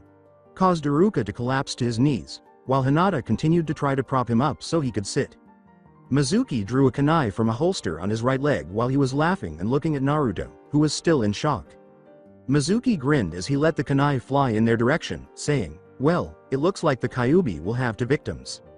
When Hinata heard the sound of metal hitting metal, she opened her eyes to see Naruto standing in front of her. She had been waiting for the cold metal to pierce her skin and kill her. Naruto? She asked. After telling Jiraiya to stop holding back, Naruto turned to face her, his eyes displaying the same ferocity. He then turned to face Mizuki. As an image flashed through his mind, he thought, I won't let it happen, Aegean. Next, he formed a T shape with both hands, index and middle fingers. He exclaimed, Shadow Clone Jutsu. As a lone shadow clone materialized. Naruto reached out to the clone with his right palm, and it began to pour chakra into his hand, which soon started to swirl. With fear visible in his eyes, Mizuki asked, what technique is that? After the clone vanished in a cloud of smoke, Naruto dashed in Mizuki's direction, who was stunned to realize that what he was witnessing was a monster rather than a boy. Naruto yelled, Rasengan, as he pressed the orb into Mizuki's chest. A huge explosion occurred as Mizuki flew through a number of trees before coming to a stop 20 yards away. Naruto then started making more hand signals. After taking a deep breath, Naruto exclaimed, Fire style, Fireball Jutsu, and blasted a huge ball of flames out of his mouth. Mizuki leapt out of the way as the fireball flew by, destroying trees that were several yards in length. He stood up, but Naruto kicked him in the side of the head and sent him flying through another tree. Naruto then performed another series of hand signals that had suddenly come to him. He had no idea what they meant, and the name of the jutsu also flashed into his mind. He yelled, Demon Fox style, Kyuubi Inferno Jutsu, as he inhaled again and expelled green flames that resembled a dog-sized fox. It emitted what sounded like a menacing howl before colliding with Mizuki and severely burning his entire right side. Naruto grinned as he noticed that Mizuki was now trembling and that his eyes were a deep blood red with vertical pupil slits instead of the bright blue. He could feel a wave of killer intent wash over him like a poison as red chakra started to cover his body. His canines grew slightly past his lips, his fingernails had grown to claws, and his mouth tasted of blood as his teeth grew longer and sharper, causing his gums to bleed a little. The fear that filled Mizuki's eyes was like a beautiful painting of some distant landscape, and his blonde hair now had a red tint to it. The red chakra poured off of him in waves that burned the grass with each step. After that, Naruto took a kunai from the pouch on Mizuki's leg. Mizuki uttered, No, please H, have mercy. Naruto laughed. After saying, sorry all out of mercy, he thrust his arm upward and started to cut it down when he felt something encircle him. He turned to see Hinata stained with tears.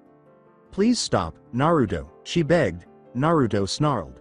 Naruto returned his focus to Mizuki and said, Why this filth tried to kill you, he deserves to die. "Naruto, please no more, he's had enough, the Hokage can deal with him, just please stop," replied Hinata. With a sigh, Naruto's red chakra started to grow again, his teeth and fingernails returned to their natural length, and his eyes shifted from red to blue before settling on blue. His previously darker and more distinct whisker lines were now thinner and resembled scars. After dropping the kunai, Naruto's expression was solemn and dejected. Hinata pulled Iruka's right arm across her shoulders and said, "Come on Naruto, let's get Iruka-sensei to the hospital." After nodding as he approached Iruka, Naruto halted and faced Mizuki once more, who was now unconscious. He then turned back to face Iruka and Hinata and pulled Iruka's left arm over his shoulders, and the three of them began to leave the forest. They had only gone a few yards when Hinata abruptly stopped, and Naruto bravely turned to face her before she suddenly passed out. After carefully dropping Iruka to the ground, Naruto hurried to Hinata, who was lying in a pool of blood. When he turned her over, he discovered a kunai protruding from her back, the same kunai he would use on Mizuki. Naruto looked at Mizuki, who was now giggling uncontrollably. "Got her," he said, standing up, then dismissed himself. "I must say Naruto, I'm impressed that you actually managed to land several attacks on me, but in the end I'm still on a whole other level," replied Mizuki. Up until this point, memories of Naruto's past began to flood his mind. After that, everything turned black, and his rage started to slowly eat away at his humanity like a poison. Mizuki's smirk vanished as he gazed up at the sky, where he saw the chakra transform into the shape of the Kyuubi's head. The air around him started to shimmer as it heated up, and soon red chakra began to spiral from his body into the sky. What is this?" he exclaimed in terror as the chakra started to engulf Naruto's whole body. Then, with a roar that shattered the earth and reverberated throughout the village, Mizuki withdrew a kunia. Around Naruto, the chakra started to transform into a one-tailed fox. The air surrounding Naruto turned stifling as hot sweat poured down Mizuki's neck, making him flinch from the unexpected cold sensation. Mizuki took a step backwards as fear gripped his throat, threatening to collapse his windpipe. As if waiting for him to move or determining how best to destroy him, Naruto's blood-red eyes scanned Mizuki, staring at him like a savage animal that had just found its prey. With his chakra tail twitching in anticipation, Naruto took a step forward, the grass hissing beneath his feet as his chakra cloak burned it black. As a tear hissed across Kyuubi, Naruto's face before it dried, he uttered the words, "I swore upon my dying breath that I would never allow something like this to happen again. I promised that I would never allow someone precious to me to be harmed again." His face, which was now inches from Mizuki's, hissed with another tear as he said, "I promised I would never allow myself to become like this again, monster." "Kyuubi," Naruto growled, "but you killed her, you made me break my promises, and now, I'm going to break you." As he heard these words, Mizuki's fear only grew. Despite his best efforts to push his body, it refused to move, and he was suddenly launched into the air, his face feeling as though it had been struck by a brick.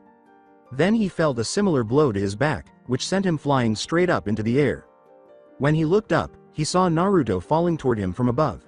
His leg was protruding, and his heel was pointed directly at his chest. He felt 3 or 4 of his ribs break, but there was nothing he could do as he fell back to the ground. As he continued to spin on his side, he saw something pass by briefly before a big rock struck him in the face, causing him to flip over and fall to the hard, unforgiving ground. A tiny trickle of blood was felt running down the side of his face from somewhere on his head, and he gasped as pain tore through his now broken body. He was certain that his arms and legs were broken, his skull throbbing, and his spine was fractured. When he looked up, he saw 2 bright red glowing orbs that seemed to belong to a large red glowing fox. Then, Naruto's body came into focus, and he flew up to meet Naruto's fernal face. As Naruto stared at him, his slitted pupils narrowed. He then cried out in agony as his back struck a tree, shattering it in 2, and he felt himself being flung through the air while the wind whistled in his ears. Sadly, he was going to have to stay awake through this living hell even though he had fallen to the ground hoping to lose consciousness. He heard Naruto's footsteps approach, and as he felt himself knocking on death's door, a low growl filled his body with terror. Naruto then grabbed Mizuki and threw him into the air once more. He then leapt up after him and started to throw him higher and higher into the air with a series of punches and kicks. Before Naruto used his chakra to soar higher than Mizuki, he kicked him in the back with an axe, sending him hurtling toward the ground at a frightening rate. The chakra claw that emerged from the cloak then shot downward towards Mizuki, growing in size before it finally smashed Mizuki into the ground, as Naruto pretended to reach for Mizuki with his bare hand alone. Before landing on the ground next to Mizuki, who was miraculously still alive, Naruto let out an ear-splitting roar. He then snarled as he lifted Mizuki up once more. Mizuki gazed at him with eyes full of hatred. He spit at Naruto, saying, "Go ahead, end it, demon." The torn shirt that barely covered Mizuki's body began to smoke as the chakra started to burn a hole in it. Naruto's anger exploded, causing the chakra that surrounded him to fluctuate. He then raised his clawed hand and pressed it forward straight through Mizuki's chest, enjoying the sensation of Mizuki's warm blood now flowing thickly down his arm. Naruto pulled his arm away from Mizuki's chest and threw his body aside, facing the broken and almost dead man. The smell filled his nostrils like the scent of a rare flower that only appears once a year in the high mountains. The anger that filled his mind raged like wildfire as he began to perform a series of hand signals. Demon Fox style. Fox Fire Jutsu. Kyuubi. Naruto made the statement. Mizuki watched his life flash before his eyes as the green flames ate away at his skin. He then exhaled deeply, and as he did, a jet of bright green flames shot from his mouth, resembling a bear-sized fox that seemed to be running towards its target. After returning to the location where he had left Iruka and Hinata, Naruto knelt down next to her and observed that Iruka had not regained consciousness and that Hinata would never wake up. He stared at the smoking husk that had once been Mizuki. When he gently lifted her body off the ground, the shroud started to disappear, leaving only an indefinable aura surrounding him. He placed one clawed hand beneath her head and the other beneath the crook of her knees. One last cry was uttered as all of the chakra vanished behind the seal on his stomach, and he turned to face the sky, where the stars twinkled brightly as they stared back at him. As Naruto pressed his face against Hinata's, tears welled up in his blue eyes. "Hinata. I'm sorry, so very sorry," he whispered as he poured tears down her cheeks. He then gently placed her on the ground. Although she seemed to be sleeping at first, Naruto's heart felt as though it had been ripped to pieces because she was in a state of sleep from which she would never awaken. In addition to discovering that he was the most powerful demon to have ever existed, he also discovered that his most precious person was dead. He could no longer see her radiant smile, smell her lovely perfume, or hear her gentle voice.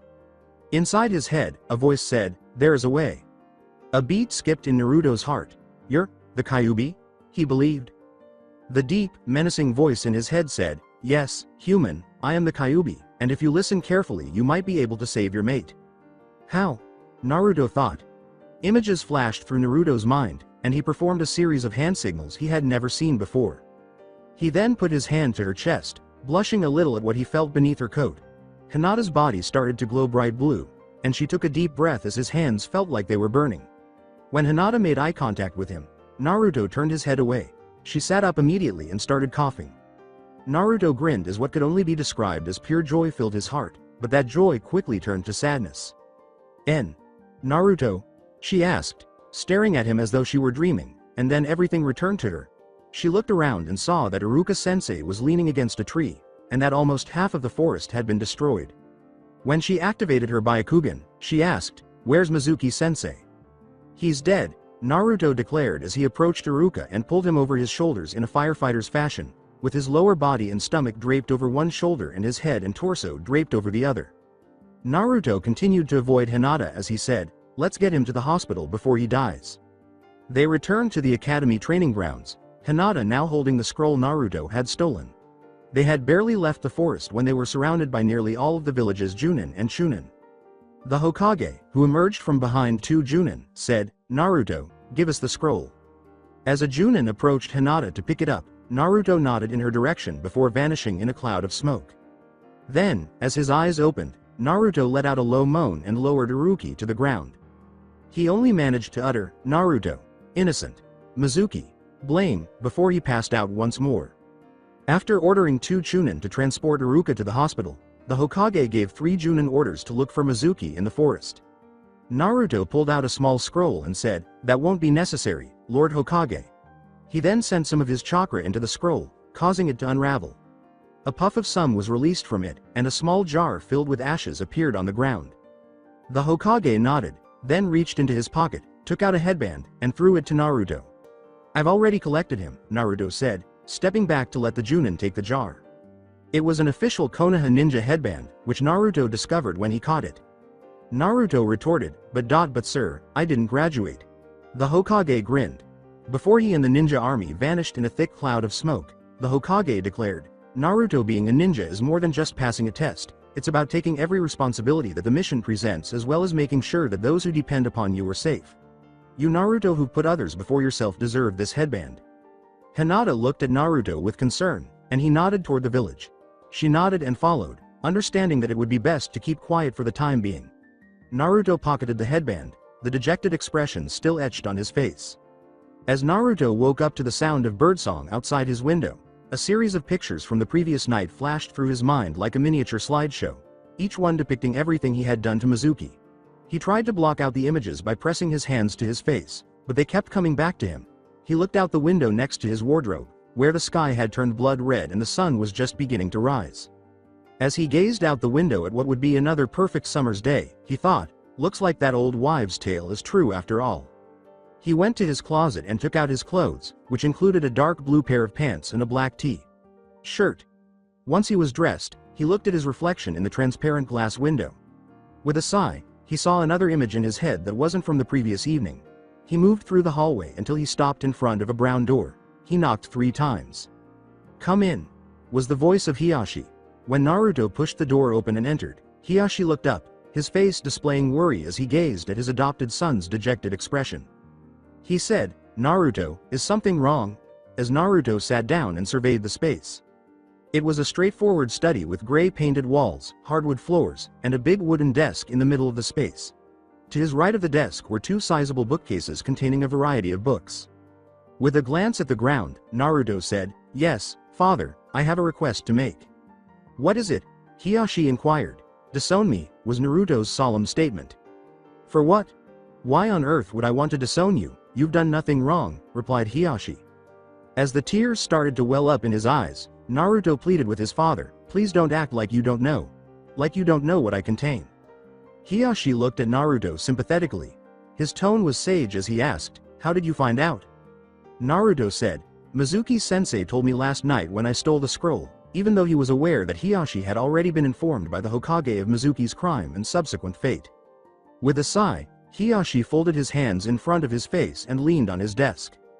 "Well Naruto, I'm sorry to say that once you were adopted I took in as my own child, and in doing so made the 3 most important people in my life very happy. I'm not about to change that," Hiyashi responded. But father, surely you're not suggesting that I continue to live here. I mean, what would the villagers say if they knew that you were keeping the Kyuubi safe within your walls?" replied Naruto. Hiyashi chuckled when he heard these words. I stopped caring about what the villagers thought years ago, Naruto, but if you need proof, why not ask my daughter what she thinks about your wanting to leave?" Hiyashi grinned. Naruto sighed. He hadn't really wanted to talk to Hinata because, in his opinion, he wasn't deserving of talking to regular people. Had he not required Hiyashi's consent to be disowned, he wouldn't have been speaking with him in the first place. The dining room seemed like a good place to start, primarily because he could smell breakfast on the table, so Naruto nodded as he stood up and went outside to find Hinata. When he walked in, he saw Hyoma and Hinata seated at the table, ready to start eating. Hyoma said, "Oh Naruto, good morning." Naruto sat down and said in a monotone, "Good morning, mother." After giving her adopted son a worried glance, Hyoma took a sip of her tea and continued to gaze at him. When she was preparing a plate for Naruto, she said, "Good morning, did you sleep well?" After nodding, Naruto took the plate and sat down to eat, making sure to keep his eyes on his food the entire time. When he was done, he put his plate in the kitchen to be cleaned later. In order to avoid having to hurry, Hinata and Naruto left 3 hours early and traveled slowly to the academy. Hinata couldn't take it any longer as she gazed at Naruto, who had a faint smirk on his face but deep, troubled sadness in his eyes. She said in a worried tone, "Naruto, what's wrong? You've been silent all morning, this isn't like you." Naruto averted his eyes from hers. He gave her a bright smile and lied, "I'm fine, Hinata," even though he secretly felt like he was about to collapse. She asked a little more firmly, "Naruto, if there's one thing ninja training has taught me, it's that everything is not what it seems. Now, what's bothering you?" The Hyuga's stubbornness almost matched Naruto's own, so he sighed and cursed her. Naruto firmly hoped that by saying, "I told you Hinata I'm fine," the conversation would come to an end. A sharp pain shot through the back of his neck, and as he fell to the ground, he felt his body go limp. He was gently rolled onto his back by flat hands, and when he looked up, Hinata was staring at him. "I try being nice and let you tell me on your own, Naruto, but now you've forced my hand. You won't be able to move until I release your chakra point, so you might as well fess up and tell me what's bothering you." said Hinata as she placed her hands on her hips. Naruto let out a sigh. What do you think's wrong with me? I find out last night that I contain the most powerful demon in the world and that I'm also responsible for the crimes it's committed, replied Naruto. What do you mean? You're not responsible for anything the Kyuubi's done, replied Hinata. Naruto gave her a frustrated glance. How do you figure? I contain the best, I'm under all intents and proposes the beast, replied Naruto. Hinata remarked, so I suppose we are the same then. Naruto gave her a perplexed look. She screamed, don't tell me you've forgotten already. It suddenly jolted into his consciousness. Yes, he believed she was the Seven Tails container. His gaze abruptly shifted away from her. I'm sorry Hinata, I'd forgotten. Yeah, you've forgotten. I wish Neji would. That's all I hear from him when he trains with me. He says that I'm a failure and a demon depending on what kind of a mood he's in, replied Hinata. Naruto now felt guilty and ashamed because, despite being weaker than him by all accounts, she was stronger than him in every way. With tears streaming down his cheeks, Naruto apologized to Hinata. You're pathetic, Naruto, a voice above them said. The two children looked up at the roof above them, where a man sat with his long white hair draped over the roof. He was wearing a red and gray shirt, gray pants, and wooded sandals. Jiraiya Sensei, was Naruto's attempt to stand up before he realized he had been immobilized. I'd hoped that by now you'd have figured out what that red charca really was. I hadn't anticipated on someone betraying the village then using you as a fall guy. For that I'm sorry, but what's done is done, nothing will change that. Now then I think you two'd better get to class. Oh, and one more thing Naruto. Don't bottle yourself up, it isn't healthy, you know. Eventually you should talk to someone about it, Jiraiya said before he vanished in a cigarette smoke. After Hinata freed Naruto's chakra point, which allowed him to move once more, they walked to the academy to see who they would be paired with until they became Chunin. When Hinata and Naruto arrived at the academy, they discovered that they were the only people there for the time being. Naruto noticed that they were an hour early by examining the shadows on the ground. Turning to Hinata, who was giving him a curious look, Naruto said, well, let's find a place to chill. What? He inquired. What did Lord Jiraiya mean when he said you should talk about it? Replied Hinata. Naruto's expression darkened. Never you mind, he said, sitting in the grass, closing his eyes and meditating. He looked up and rubbed the back of his head after Hinata slapped him in the head, causing him to fall flat on his face. He shouted, what was that for? For ignoring me. Now what did Lord Jiraiya mean when he said you should talk about it? Replied Hinata. Naruto gave her a scowl. With gritted teeth, he tried to calm himself and said, I told you never mind. Seeing the pain that his eyes couldn't conceal, Hinata said, Naruto, you know you don't need to keep secrets from me. Naruto turned his back on her. He firmly stated, it is none of your concern. Iruka started calling out names based on each student's strengths and shortcomings as the class filled the room and everyone took their seats, creating a sense of excitement as everyone hoped to be paired with someone.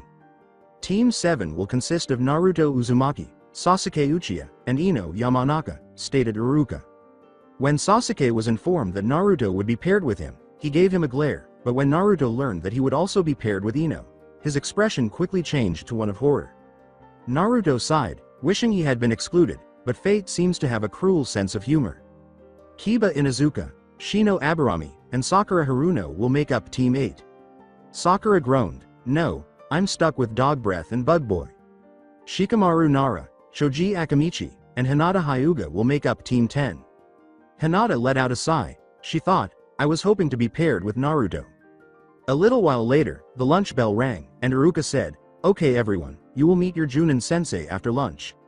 While they waited for the sensei to arrive, Naruto, Sasuke, and Ino were by themselves in the classroom. For what seemed to be the millionth time, Ino yelled, he's late. Naruto massaged his temples in an attempt to relieve his increasingly severe migraine. Yes, Ino, we hear you the last 999 times, he said. When she saw that Sasuke was also massaging Naruto's temples, she said, shut up Naruto, and stop trying to act cool like Sasuke.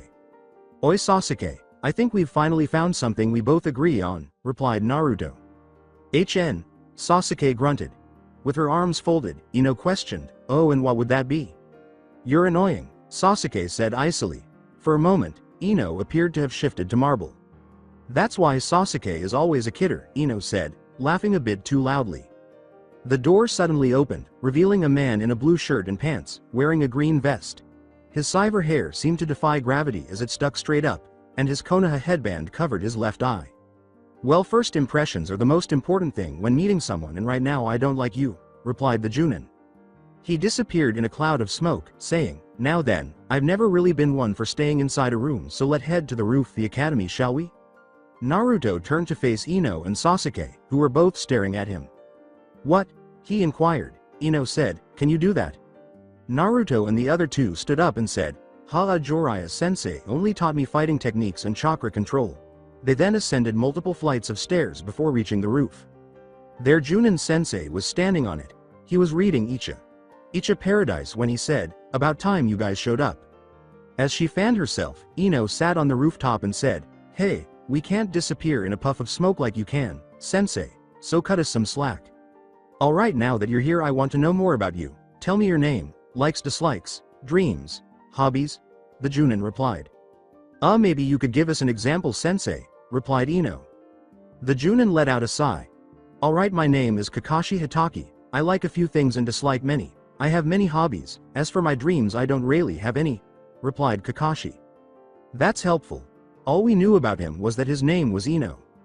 Naruto smirked and folded his arms, saying, I wouldn't have expected anything less from a Junin. Don't give out more information than you need to. Kakashi pointed to Sasuke and said, okay, you first. Without even glancing up at any of them, Sasuke declared, my name is Sasuke Uchiha, and I have no hobbies. As for my dream, well, it's an ambition to resurrect my clan. I like nothing and dislike everything. Interesting idea, Kakashi. Kakashi said, all right, you're wearing the purple. My name is Ino Yamanaka. My hobbies are working at my family's flower shop and staring at Sasuke. My likes are Graidening and Sasuke. My dislikes Sakura and Naruto. My dream to marry Sasuke. Said without the slightest blush. Naruto grinned. Well, at least we agree on one thing, he replied. He thought, well, that was pretty much what I'd expected. Pointing to Naruto, he said, alright you. My name is Naruto Uzumaki. My hobbies include training with Jiraiya-sensei, training alone, and learning new more powerful ninja techniques. I like eating ramen and hanging out with Jiraiya-sensei. I dislike people who leave their comrades behind, and my dream is to find atonement, stated Naruto. He's got me intrigued now. Perhaps I can get a little insight from him, Kakashi. Alright you three, that concludes our day. Now go home and get some rest because tomorrow begins your test, replied Kakashi. But sensei, we've already taken the genin exams, replied Ino. No, that was just to see if you had potential to become ninjas. Out of the 20 kids in your class, only 9 or so of you will actually become genin. Now then, the test is tomorrow. Be here at 6 a.m. sharp. Oh, and don't eat breakfast, replied Kakashi. Why? Ino inquired. According to Kakashi, you'll throw up before vanishing in a cloud of smoke. For a few moments, the three of them gazed at the location where he had vanished. Sasuke declared, well, I'm out of here. Ino clung to his right arm and said, oh, wait for me, Sasuke. You can walk me home. When the two were well out of earshot, Naruto waited. Looking at the roof floor, where Kakashi appeared to emerge like water, Naruto said, okay, Kakashi-sensei, you can come out now that they've left. Kakashi sat on the roof in front of Naruto and remarked, I wouldn't have expected anything less from a pupil of Jiraiya. So what is it you want? You're a Junin, you wouldn't just hang around unless you wanted one of us to find you, and since neither of those two can sense chakra yet, that automatically defaults to you wanted to meet me about something, replied Naruto. Kakashi held up his hands. Alright, you caught me. I was wondering if you'd elaborate on earlier when you said you seek atonement, replied Kakashi. Naruto gave him the most hateful glare imaginable. Naruto said, no, that is none of your concerns, as he prepared to leave. Actually it is. If you're going to be on my team, I need to know if there'll be other ninja after you while we're on missions. I know you're a capable ninja on your own thanks to your training, but even you can't protect everyone, replied Kakashi. Naruto grinned a little. The words, tell me something I don't already know, came out of his vengeful voice. Naruto glared at him and said, all right, meet me after the test tomorrow. I'll tell you everything then. As he headed to the assigned training area for their test, Naruto yawned. Since he was the first person there, he chose to prop himself up against a tree for a quick nap. Jiraiya yelled, Naruto, hurry, take Isaribi, and run. Naruto replied, no, I won't abandon you. Naruto, do it. A dazzling burst of light appeared. Isaribi. Naruto yelled, leaping to his feet. He noticed that Sasuke and Ino were seated a few feet away from him. Ino said angrily, I was getting tired of you yelling Isaribi by the time you woke up. The threatening words, Shut up or I might just get the urge to kill you, came from Naruto. Huh, yeah right, you couldn't touch me, Ino replied. Naruto grinned. He let his temper get the better of him and asked, is that a challenge? She said, refusing to back down from Naruto, what if it is? Naruto grinned. He stood up and said, okay, now that I'm sure it's been a challenge I can fight. He then charged at breakneck speed in Ino's direction, ending the fight in 3 seconds after landing 3 punches in her stomach that sent her flying backwards. Want to go double or not? As his eyes began to flush, Naruto asked.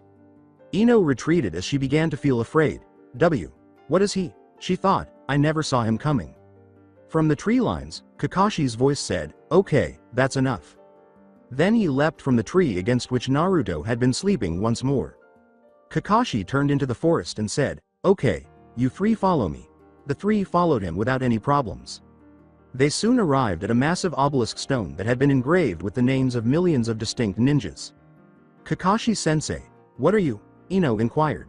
It's Konoha's memorial stone. Upon this stone is etched the names of all of Konoha's heroes, replied Kakashi.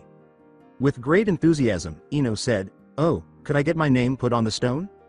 Sure, but there's one condition you have to fulfill first, replied Kakashi. What is it? With enthusiasm, Ino asked. You must die first, Kakashi uttered. As Ino stepped away from the stone, her face turned to stone. She swallowed a lump in her throat and said, I think I'll pass on that offer. After that, Kakashi led them a short distance from the stone to a wide grassy area with 3 wooden posts and 3 box lunches in the center. What is Sensei's meal? Ino inquired. Kakashi pulled out 2 bells and said, that's part of the test, Ino. Alright, the test will begin. When I say go, your objective is to obtain these bells. If you don't succeed, you will fail and be sent back to the academy, replied Kakashi. But Sensei, there are only 2 bells, replied Ino. Kakashi menacingly remarked, that's right, Ino, that means one of you will be returning to the academy. You'll have until noon to get the bells. If you succeed, you get lunch, but if you don't, you'll be tied to those posts over there and I'll eat lunch right in front of you, replied Kakashi. That clarifies Naruto's no breakfast rule. Oh, I had to decide to begin dieting yesterday, Ino. Kakashi pulled out Icha Peritas and said, all right, the test begins now. But why are you reading that book, Sensei? Ino inquired.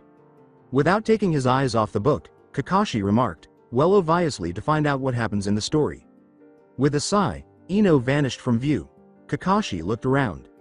Well, let's see, he thought, attempting to detect Naruto's Charka signature. Sasuke is in the tree to my right, and Ino is in the bush beneath him, but where is Naruto? As Naruto leapt up from underneath him, he abruptly leapt into the air. Kakashi said, impressive Naruto, I didn't think Jiraiya taught you something like that, with his eyes still fixed on the book. Kakashi-sensei, you might want to put that book away. I'd hate to have to ask Jiraiya-sensei for another one because I destroyed it, said Naruto with a grin. Oh, so you're going to ruin my book? Kakashi said, turning a page, but he stopped when the page abruptly broke free of the book. For the first time, Kakashi looked up from the book to look at Naruto. Naruto asserted, I don't think I will. I know I will. Jiraiya was observing the impending fight from a distance a little further from the training grounds.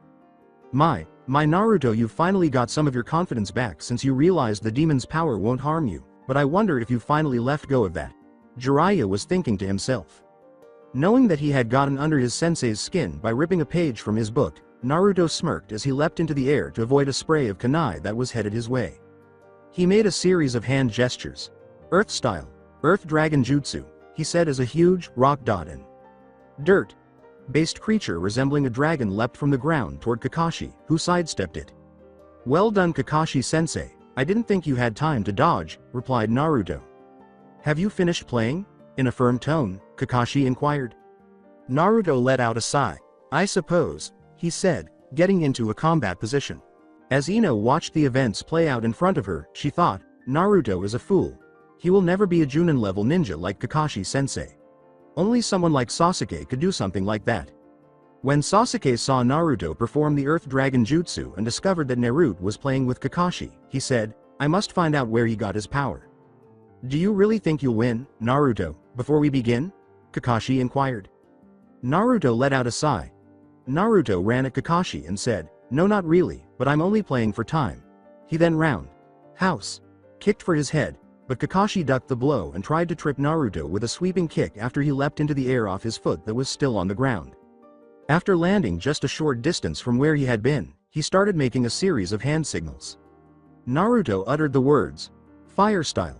Fireball jutsu," after inhaling deeply and then releasing a ball of flames in the direction of Kakashi, who escaped the attack by moving underground. As Naruto looked around for Kakashi, he felt something grab hold of his feet and drag him beneath. The words, "Not bad, Naruto," were spoken by Kakashi, who emerged from beneath the earth and gazed down at Naruto's head, which was buried under an undetermined amount of dirt. As Kakashi started to leave, he heard a slight poofing sound and turned to see Naruto had vanished in a cloud of smoke.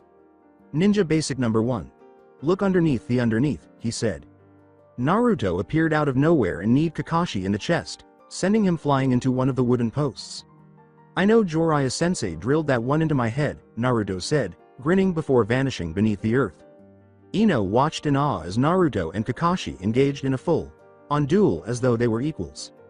"That isn't possible. Naruto couldn't be that good. Kakashi-sensei must be hiding something from Ino because she didn't see Naruto vanish beneath the ground." She was then told to be quiet by Naruto, who had his index finger pressed against his lips, after feeling someone's hand grab her mouth and stifle her screams. She felt her head turn around. He was able to take his hand away after she nodded. "Alright, listen up. This bell test thing is to test our teamwork. Jiraiya-sensei prepared me and someone else by using this method. Now here's what we're gonna do," replied Naruto. Naruto showed up in front of Sasuke, who was nodding and already aware of the plan because he had overheard him and Ino talking. Kakashi examined the area. "Now, where are they?" he asked, surveying the area.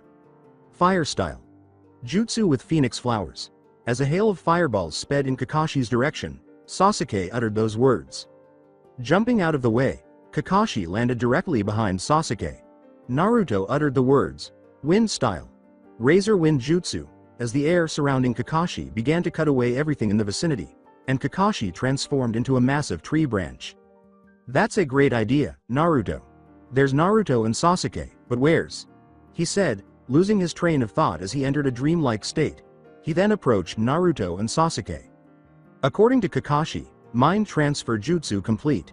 He then gave them each a bell, and as Ino emerged from behind a tree, Kakashi's body went limp. "Looks like we've won," Ino exclaimed with joy. Naruto stated, "Yes, Sasuke and I did," in a solemn manner. When Ino realized that her happiness had been replaced by sadness, she paused for a moment in shock. "Hey, what's the style?" asked Naruto, looking perplexed. The statement, "I wanted to stay with Sasuke," came out of her heart. "Well, why are you unable to?" Naruto inquired. She remarked, "You both have a bell, but I don't." Naruto burst out laughing. "I'd like you to show me where my bell is," he replied. Ino glanced at him and noticed that he was without a bell. "But where after that?"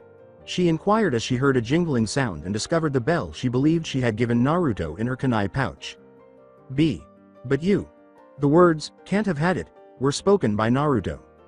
Once he was conscious again, Kakashi groaned. "Well, what took place?" he asked, exploring his surroundings and discovering that he was immobile. He looked down to discover that he was strapped to one of the posts, with 3 empty boxed lunches and a note that read, sitting in front of him. "I appreciate your lunch, sensei."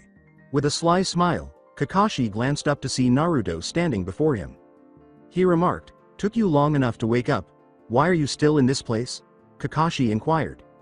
"Well, didn't you say that you wanted me to stay after the test?" Naruto sat down in front of Kakashi and said. He nodded. Jiraiya pulled the covers off of his pupil's sleeping body and said, "Come on Naruto, get up." Naruto said, "Come on, Jiraiya-sensei, give me 5 more minutes." "Now Naruto, we've gotta hurry or we'll miss the boat back to Konoha," replied Jiraiya. With a groan, Naruto got out of bed and put on his clothes, tie his kunai holster to his right leg, and wear a black shirt and blue pants. He then followed Jiraiya out of their hotel room. Jiraiya and Naruto jumped on the boat without hesitation as soon as they arrived at the docks where the boat was waiting to take them to the harbor that would then lead them on a straight road to Konoha. Both shinobi were eager to get back to their home village, one to visit his old sensei and report on Naruto's training, and the other to rejoin a home he had long since forgotten. Before long, they were in open water, and Jiraiya came up on deck to check on his student who was throwing his cookies to the wind. Jiraiya laughed when she heard Naruto mutter, "I swear on my dying day I will never get on another boat as long as I live," before his head vanished once more. Jiraiya tried to calm Naruto down by rubbing his back and saying, "Ah, don't worry about it, you'll get your legs soon." They heard a loud crash and turned to see pieces of wood flying into the water below, indicating that the ship's bottom had struck something. "What was that, Captain?" As a man in a blue coat, white trousers, and a white hat approached them, Jiraiya asked. "I think we might have just met the so-called sea monster that lives in these waters," said the captain. Jiraiya said, "Naruto, jump down and see if you can find anything." After nodding, Naruto leapt to the water below, but he never fell because he used his chakra to keep himself above the water. After a few minutes, he couldn't find any movement, so he called Jiraiya to tell him that the creature must have left when he felt himself being pulled underwater. He looked around and saw 3 ninjas, each wearing a yellow diving suit and wearing a breather on their faces to breathe just fine underwater. But Naruto didn't have that luxury because his lungs started to burn from the lack of oxygen. When he attempted to return to the surface, a ninja above him kicked him in the head, clouding his vision from the combination of the lack of oxygen and the force of the attack. Naruto made a single hand sign, and 50 shadow clones appeared in puffs of smoke. 40.6 of the shadow clones started to deflect the enemy ninja's wiles, while 4 of them forced the real Naruto, who was starting to lose consciousness, to the surface. There was a rush of water as the clones vanished after being struck by a kunai, and Naruto started to fall to the sea's bottom until he struck a rock at the bottom. "Well, I suppose this is it," he thought. Then, as another figure was swimming toward him, he passed out, and everything went blank. Jiraiya watched from the ship as his pupil was dragged underwater and he dove in after him, looking around to see if he could spot Naruto, only to see that at least 50 of them were carrying a fifth to the surface. Jiraiya swam as fast as he could towards them, but 2 of the ninjas who were attacking him blocked his path, allowing the real Naruto and all of the clones to vanish from view. Jiraiya swam as deep as he could until he was forced to resurface and get some much-needed air in his own lungs. Unfortunately, it was all for nothing because no one on board had seen the hide or hair of Naruto Uzumaki. Jiraiya started to sink into a depression from which he was unlikely to emerge. "I'm sorry, Minato," was all he thought as he floated in the water until a rescue ship appeared a few hours later. Then they fished him up. He looked around frantically, asking anyone who would listen if they had seen a person fitting Naruto's description. When Naruto woke up, he was lying on a nice, warm cot and, when he looked around, he saw a girl sitting next to him, wrapped in bandages, cooking something on an indoor fire. She turned to face him, her brown eyes complementing her lovely face and her brown hair hanging from her head like soft cotton. She was dressed in blue shorts and a white shirt smeared with dirt, and she had bandages covering portions of her right leg, both arms, and left hand. Have you rescued me?" He shifted into a sitting position and asked. After giving him a bowl of the stew she was preparing, the girl took a bowl for herself. Naruto placed his bowl next to hers after finishing it. "What's your name?" he politely asked her. "Have you had enough?" "It's Isaribi," she inquired. "Yes," Naruto replied. Without hesitation, Isaribi said, "All right, then please go if you are well enough to walk." Looking into her eyes, Naruto saw that she was experiencing a loneliness he had never seen before. He stood up and nodded as he started to walk away, and she followed him. As they were leaving, they noticed some teenagers sitting against some rocks, seemingly anticipating their departure from the house. He threw a stone at her, striking her in the right shoulder, causing her to fall to the ground. She cried. A girl threw a stone at Isaribi, striking her in the head, causing it to bleed slightly, and said, "My father was on board one of those ships you brought down, demon." Another male teenager threw a rock that was significantly bigger than either of his friends, and Naruto caught it. "Now we can finish you off and be called heroes," he yelled. He gave the 3 of them a furious look, and the teenagers grinned. The girl remarked, "Well, it appears that we have a demon lover." The boy who threw the final stone said, "Let's kill him too and say that he attacked us first." They then started throwing stones at Naruto and Isaribi, but Naruto grabbed Isaribi's arm and leapt into the air to avoid the stones. He turned to face the group after landing a few yards behind them. He performed a series of hand signals and said, "Demon lover, huh? Yeah, I guess that sounds about right." He uttered the words, "Earth style, Earth imprisonment jutsu," as the 3 teenagers were sucked up to their necks and the ground solidified. Naruto approached the 3 heads with a sly smile. The girl said, "Please don't hurt us, we're sorry." Naruto gave a headshake. He nodded to Isaribi, who was holding onto her shoulder, and said, "It is not me you should apologize to." "Please pardon us," the 3 miscreants said. Isaribi turned to leave them to Naruto, who grinned, without replying. He grinned evilly and said, "I guess that means you'll be my toys for the next 5 minutes." As Naruto subjected them to the most horrific tortures imaginable, the sounds of screams could be heard for miles around their current location.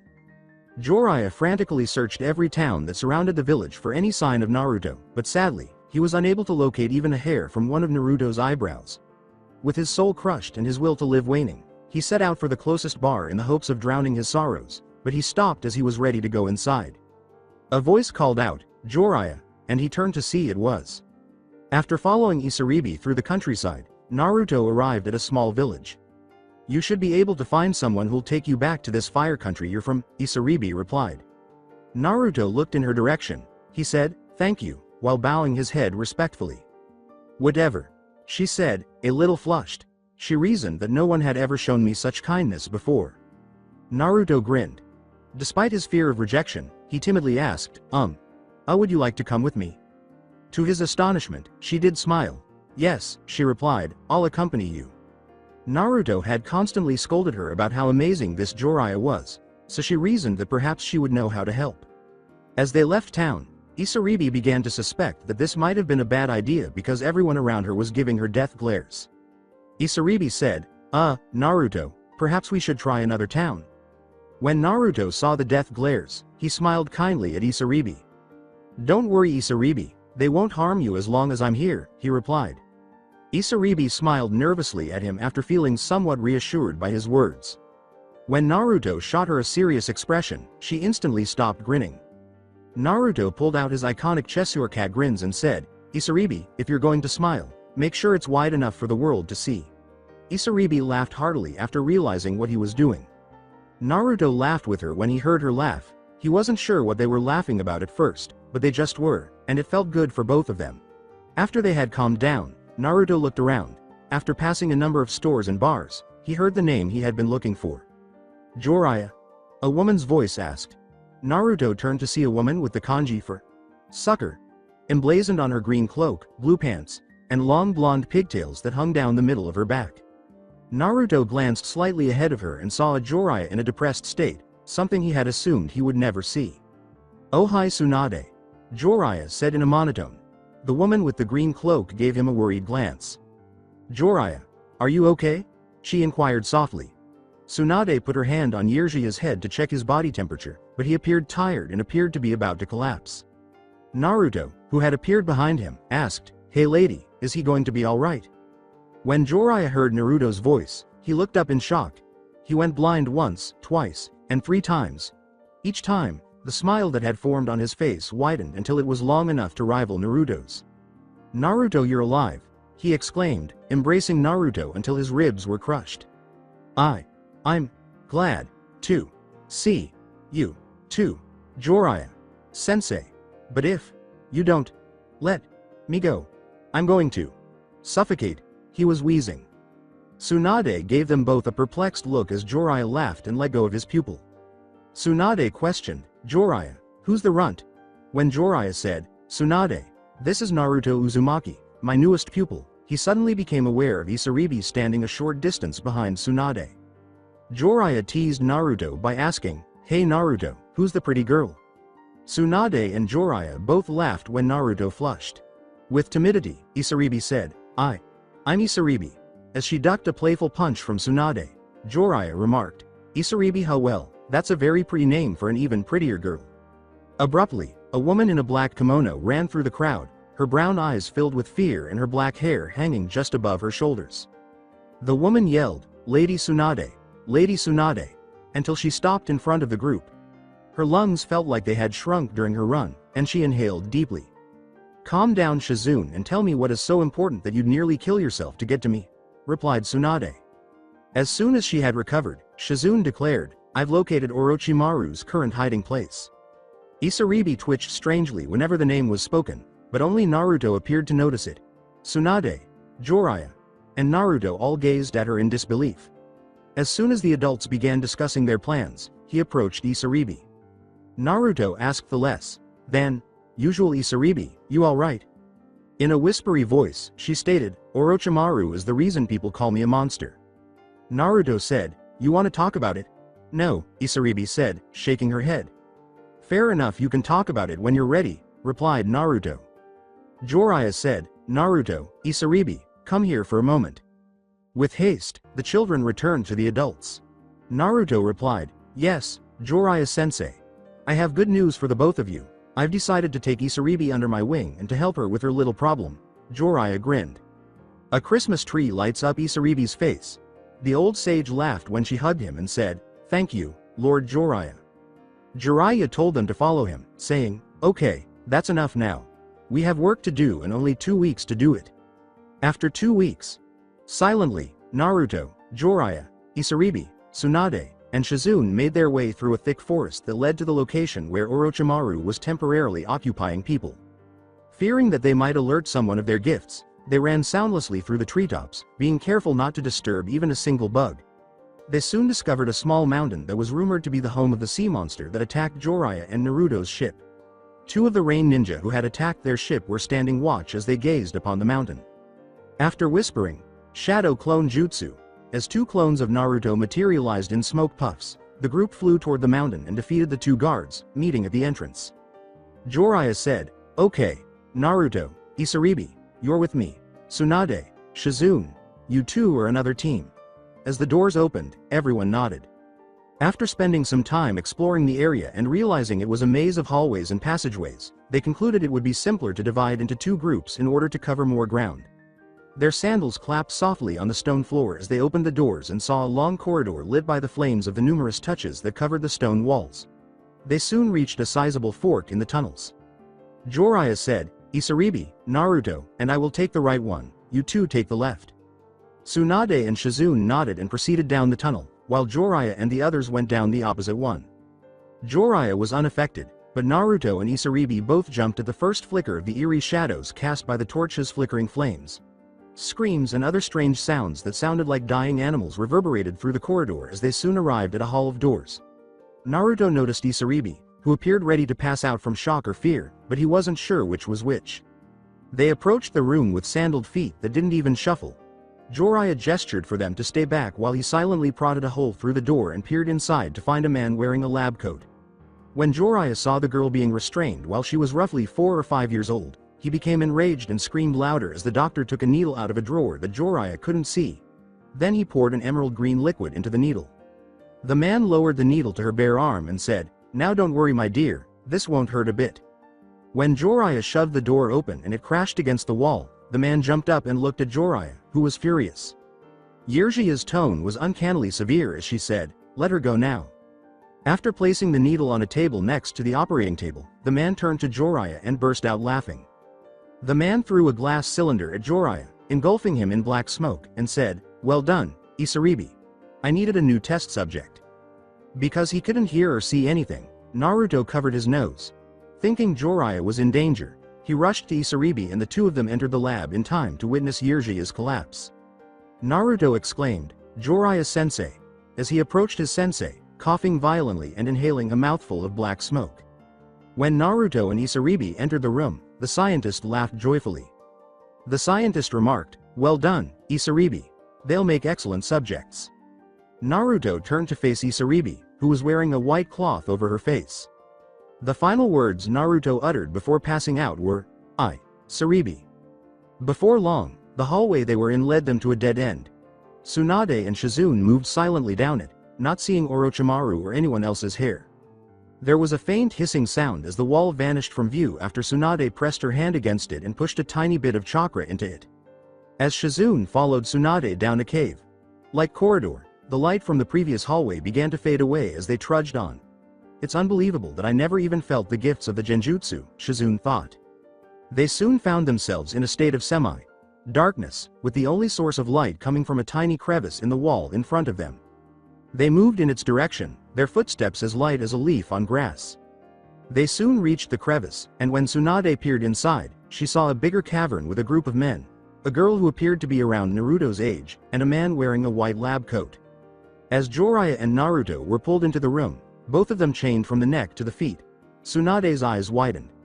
Tsunade almost let out a gasp as the girl was put in a wooden yoke that was placed around their wrists and necks to prevent them from making any hand signals.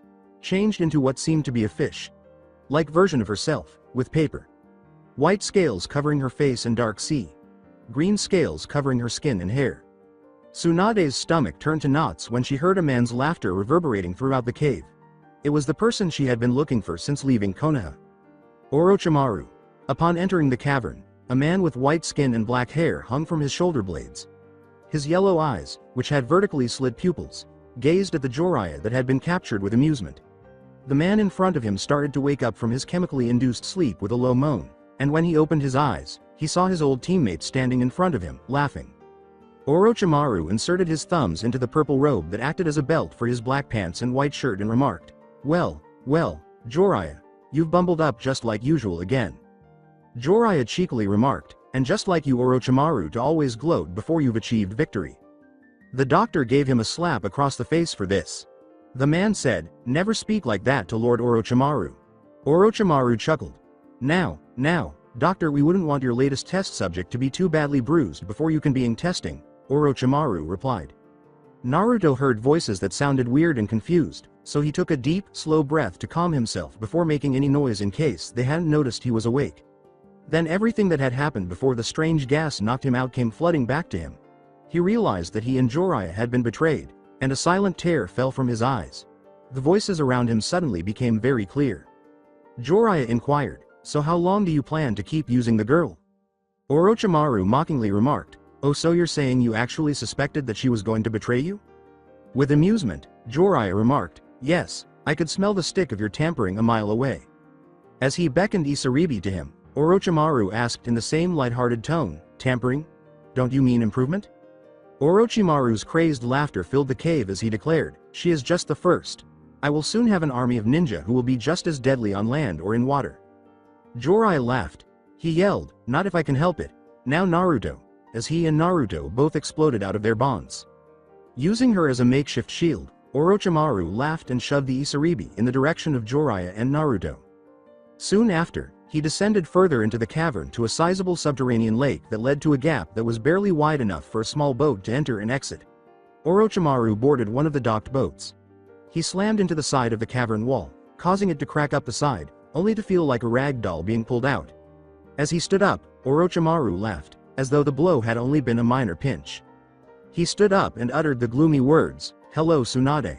Jiraiya, who appeared to his right with Naruto and Isaribi, who was now in her human form, said, give it up Orochimaru and come with us. Orochimaru chuckled when he made those demands. He pointed to a large group of ninja who seemed to have appeared out of nowhere and said, you know I would, but you see them. With a sly smile on his clear lips, Orochimaru said, they won't let you take me anywhere unless I am willing to go freely. Orochimaru started performing a lot of hand signals while everyone was preoccupied, then. Orochimaru exclaimed, Earth style, rock destruction jutsu, as the cavern's rocks started to glow brightly. Jiraiya yelled, Naruto take Isaribi and run. As the cavern started to tremble violently, Naruto exclaimed, no, I'm not going anywhere without you. Naruto, do it, now, Jiraiya yelled aggressively. After giving him a fierce look, Naruto nodded and took Isaribi's arm as they headed toward the lake. When the doctor suddenly materialized and stabbed Isaribi with a needle loaded with a purple substance, he said, I don't think so. Isaribi. Naruto yelled as he struck the doctor in the face, sending him crashing into the cavern wall that was now collapsing. Naruto gazed down at Isaribi's body. Her eyes were glassy, her skin was cold to the touch, and her veins were now black lines that ran the length of her body. She was dead. Like the rocks from the ceiling above, Naruto's world fell apart around him. He knelt down to her and put his fingers to her eyes, then closed them to make her seem to be sleeping. Tears poured from Naruto's eyes and splashed her face. He sobbed into the body, I'm sorry, Isaribi, I'm so sorry. In the same whispery voice, he repeated, it's all my fault. I should have run when Jiraiya-sensei told me to. After kissing her forehead, he made a single hand gesture before carefully putting her inside one of the docked boats. Shadow clone jutsu, he uttered as a cloud of smoke appeared next to him, then dissipated to reveal a perfect replica of himself. When the real Naruto said, get her out of here, the clone nodded before jumping into the boat and beginning to paddle out of the cavern. Naruto looked over and saw Orochimaru laughing uncontrollably. As he easily stopped Tsunade's and Jiraiya's attacks, Orochimaru remarked, looks like your student is as big a failure as his teacher. All three of them came to a halt when a sudden surge of chakra shot through the area, causing much of the collapsing caver to collapse around them. The area appeared to be filled with a red mist. Everyone focused on the area where the chakra was strongest as its strength grew. They saw a bright red glow emerge through the mist, and then it moved at an unfathomable speed. Orochimaru was suddenly flung backwards by an unseen force, and his normally serene eyes were filled with fear as his head crashed against a pile of rocks from the falling ceiling. When he was struck in the side of the head by something that felt harder than rock, he looked around in the hopes of catching a glimpse of the figure or creature, convinced that something faster than even he could see was inside this cavern and that it wanted his blood. He tried to pull himself free as he was blowing sideways and into the cavern wall, where his body left a perfect impression of himself, but something grabbed his throat. The creature's touch made his skin feel like it was on fire, and when he looked, he saw Naruto, who had changed from his previous form, with a red chakra covered clawed hand attached.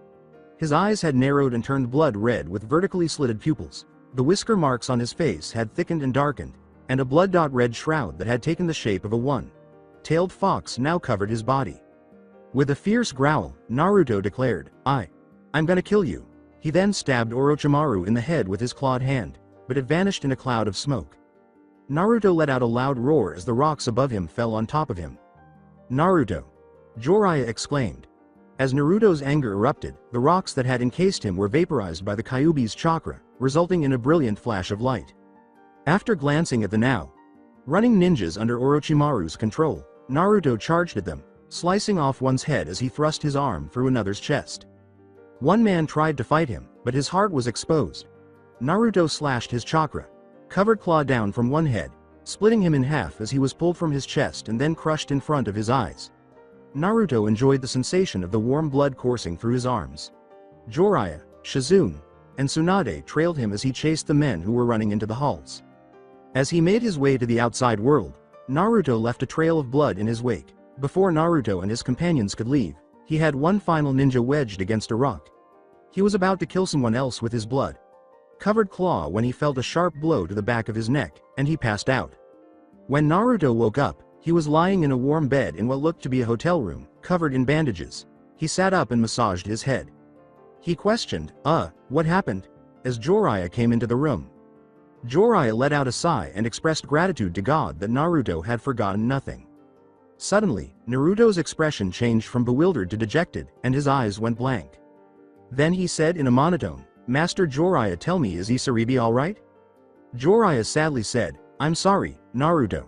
The poison killed her the moment it entered her body." Naruto's eyes were filled with tears as he gazed at him. Naruto buried his face in his master's chest and said, "It's my fault, master, I didn't protect her." Like a father and son, Jiraiya sat there and let Naruto pour all of his sorrow into his chest. Jiraiya spoke after Naruto was done. "Naruto, what happened to Isaribi was not your fault. There is no way any of us could have known the doctor was also a ninja," replied Jiraiya. "It doesn't matter if I would have left when you told me she might still be alive," said Naruto alone. After giving Naruto a tender hug, Jiraiya left him to gather his thoughts. "I promise you, Isaribi, that I will never fight again unless it is absolutely necessary," he thought. "And that's what happened," Naruto said, wiping away his tears after completing his story. Kakashi gazed at his pupil indifferently. Kakashi said in an emotionless voice, "I'm sorry for your loss, Naruto. I understand how you feel." Kakashi left Naruto to gather his thoughts after saying, "But we can't dwell in the past as it will tarnish the memories of the ones we've lost." Even after his sensei had vanished, Naruto continued to gaze at him. As he stood up and headed back to the Hyuga compound, he thought, "I'm sorry, sensei, but I can't let go." When Hinata heard it, she looked up. Team 10 came from a woman wearing a red undershirt underneath a white shirt and white short shorts. Her dark hair hung down to her shoulders, and her dark red eyes looked around the room. The woman led Shikamaru, Choji, and Hinata to a large grassy area just outside the village, where she sat on a large stone. They all got up and followed her out of the classroom. A lovely smile adorned her face. The woman said, "Hello, I'm Karini Yuhi." Lifting his arm, Shikamaru. With a bored tone, he introduced himself as Shikamaru Nara. Choji took a bag of chips out and started munching. "My name is Choji Akamichi," Choji said, throwing mouthfuls. Hinata rose and bowed in deference. "My name is Hinata Hyuga," Hinata said sharply. "Alright you guys, I want you to tell me your likes, dislikes, and your dreams," Karini replied. Shikamaru gave a yawn. "Well, I don't really have anything I really like or dislike. As for my dream, I want to become an average ninja and grow old, then live the rest of my days out in the country," stated Shikamaru. The next to speak was Choji. "I like to eat and try out different foods, I don't really dislike anything, and my dream is to open the world's greatest restaurant that serves only the finest foods at the cheapest prices anywhere," Choji said with a smile on his face. The next to speak was Hinata. "I am Hinata Hyuga. I like Naruto, my mother, father, and soon to be born baby brother or sister. I dislike people who try to harm my family, and those who put others down. My dream is to become a great clan leader and medical ninja," said Hinata with pride. Kerni cheerfully remarked, "Well, based on my initial impressions, I must say that I am very impressed with all of you. Shikamaru is hiding it really well if he is anything like his father, and Choji is exactly like his father. However, Hinata surprises me because I thought she would be like her cousin. I will have to pay close attention to her." Kerneni. They all said, "Thank you, Sensei." Kerneni grinned at her familiar pupils. She told the genin hopefuls, "Okay, we'll meet here tomorrow," and then she vanished in a cloud of smoke. "Hey Hinata, you want to come have some lunch with me?" replied Choji. Hinata reddened a little. Thanks for the offer Choji, but I'll have to pass," replied Hinata. Choji let out a sigh. "Yeah, right, you'll probably want to get back to your house so you can have lunch with Naruto," Choji coldly replied. Hinata said fearfully, "It's not like I know you that well, so what if I do?" Shikamaru let out a sigh. He sighed once more, thinking, "This is going to get ugly, how troublesome." Darkly, Choji remarked, "So the little heiress is in love with a demon." Hinata's face became chalk white instead of slightly pink. With a somewhat suspicious expression, Choji questioned, "What? Did you think that you two were the only ones who heard about your little fight with Mizuki?" She yelled, How dare you? Naruto is not a demon," as she struggled to contain the anger that was starting to well up within her. Choji opened a bag of chips and said, "I didn't say anything that wasn't true." Hinata's anger erupted. "Now you listen her, you good for nothing fat-ass tub of lard. Naruto is 100 times the ninja you'll ever be," said Hinata. Choji's icy expression turned to one of fury. He yelled, "Why, I'm not fat, I'm just chubby," and then made a series of hand gestures. As his body grew to the size of a giant round ball, he uttered the words, "Size expansion jutsu, meatball tank," and began spinning rapidly. Then he flew in Hinata's direction like a bowling ball, and as she was shocked that he had attacked one of his own teammates, she felt something grab her arm and drag her away from Choji's trajectory. Hinata turned to see Shikamaru's slightly irritated face as he started assisting her in dodging Choji's onslaughts. Shikamaru remarked, "Never, ever, call Choji a fat ass," while assisting Hinata in dodging. Hinata pulled away from Shikamaru and said, "I will call him whatever I want to." He let out a sigh. Troublesome. Before he and Hinata leapt aside to evade Choji's subsequent assault. As she dropped into the gentle fist position, Hinata annoyed, "Okay, time to end this." Hinata uttered the words, "Protection of the 8 trigrams 60. 4 palms," as Choji rolled in her direction. Then, as thin beams of chakra started to shoot from her hands like laser beams, she began to wave her arms at a rapid pace. She moved her arms faster and faster until a dome of chakra encircled her. Hinata gasped as she expended a significant portion of her chakra to repel Choji, who rolled directly at her before being flung backwards through multiple trees and returning to his normal form. To recover some of her energy, Choji walked over to the sound of broken branches and snapped trees, and she briefly fell to her knees. What he saw coming from Hinata nearly killed him. Her eyes had changed from lavender to dark electric blue, and her pupils were now slitted like a cat's. What are? Choji was unable to finish because he passed out at that precise moment. Finally regaining her composure, Hinata stood up and left Shikamaru to tidy up the trash. The following morning, Hinata discovered that Naruto had already left for his own meeting with his sensei. After eating French toast for breakfast, she left the Hyuga complex and headed to the training grounds where she was to meet her sensei. She was the last person there when she got there, but she ignored it and sat down with Shikamaru and a jittery Choji. Karini said in a sweet voice, "All right, you 3 are going to take a little test today." Choji claimed, "But, sensei, we've already taken the exams," after taking out a bag of chips and starting to eat. Karini pulled out a cord of rope and said, You took an exam. That test was to see if you had the potential to become genin. This test is to see if you are actually worthy to become genin." After that, she tied the genin together after placing them back to back. "Alright, here's the deal. You guys have got till noon to get from here to the Hokage's mountain. If you make it you pass, if you don't you fail. And you start Now, said Karini. She vanished from view in a puff of smoke, and the three ninjas started to move, but they did so in different directions. Shoji yelled, "We should go this way." Hinata tried to nudge them in the opposite direction by saying, "This way's faster." Shoji angrily remarked, "Oh, and I suppose Naruto told you this?" Hinata exclaimed, "Yes, as a matter of fact he did." Shikamaru inhaled deeply. He shouted as loudly as he could, "Will you two cut it out?" Both ninjas abruptly stopped their argument due to the outburst, and Shikamaru inhaled deeply once more. "This is problematic, boy," he pondered. "All right, now that's enough both of you, if you want to pass and become genin.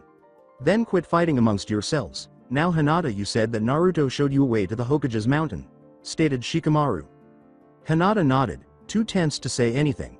"Well, if Naruto's background is anything like I've heard, he'd know the fastest way to get to the mountain," replied Shikamaru. Shikamaru remarked, "Lead the way, Hinata." After giving a nod, Hinata tried to recall the route Naruto had shown her just a few days prior and led them as best she could through the village. They were unable to run because they were running at different speeds, so they walked slowly through the village. Hinata's path took them to the summit of the mountain, where they saw Kurenai. With a radiant smile, she untied the three genin and exclaimed, "Well, I'm impressed you guys actually made it on time. Well done, you all pass." Karini treated the three genin to lunch in celebration of their accomplishment, which she later realized was the worst thing she could have done. As she paid the huge bill, she thought, "I had forgotten about the Akamichi infamous appetite." Kurenai said, "I'll see you guys tomorrow for your first mission." When their sensei vanished in a cloud of smoke, the three genin nodded. Since she had just made genin, Hinata was ecstatic as she strolled through the village, not realizing that she was being followed. "Hey Naruto!" exclaimed Hinata upon spotting her foster brother strolling along the street. Naruto, whose thoughts had been elsewhere, glanced up at Hinata, somewhat surprised. "Oh hi Hinata!" Naruto exclaimed, wearing a corny faux smile. Hinata asked with a worried expression, "Naruto, are you okay?" "Yeah, I'm fine, I just made genin. How did you do?" replied Naruto. Hinata chose to question him about it later after noticing that he was a bit too excited about it. "I did too." Hinata grinned. Naruto's face was glowing this time, and it was real. "That's fantastic. Wait till we tell you Dad. He'll probably be just as proud of you as I am," replied Naruto. Hinata reddened a little. She smiled kindly and said, "I'm sure our father will be proud of you too, Naruto."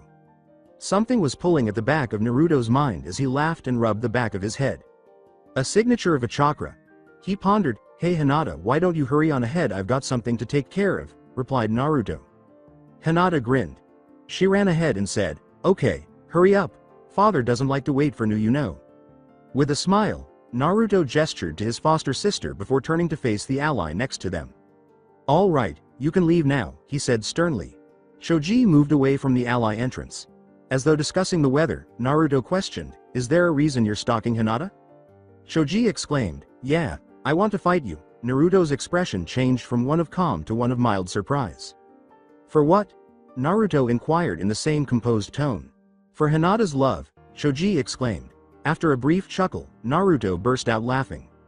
With his face flushed with anger, Shoji yelled, What are you laughing at?" Naruto tried to control his laughter as he said, Well, it's just the fact that Hinata's love isn't something that can be won, only she can give a prize like that."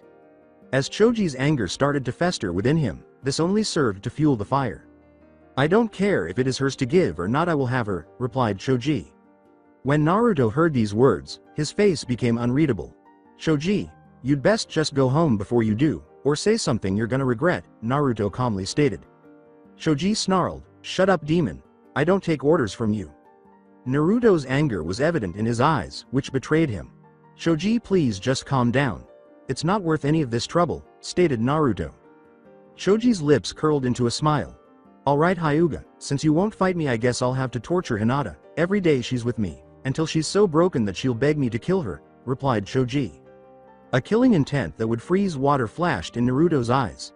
Naruto remarked, "Okay Choji, you want to fight, you've got it." Choji grinned contentedly and said, "Meet me in the forest outside the village in 2 hours." After giving a nod, Naruto left, trying to catch up to Hinata by making his way through the village. "I am eager for our confrontation, Naruto, which I will prevail in," Choji thought, grinning darkly. That's it for today. I hope you guys enjoyed this great story. See you in the next one.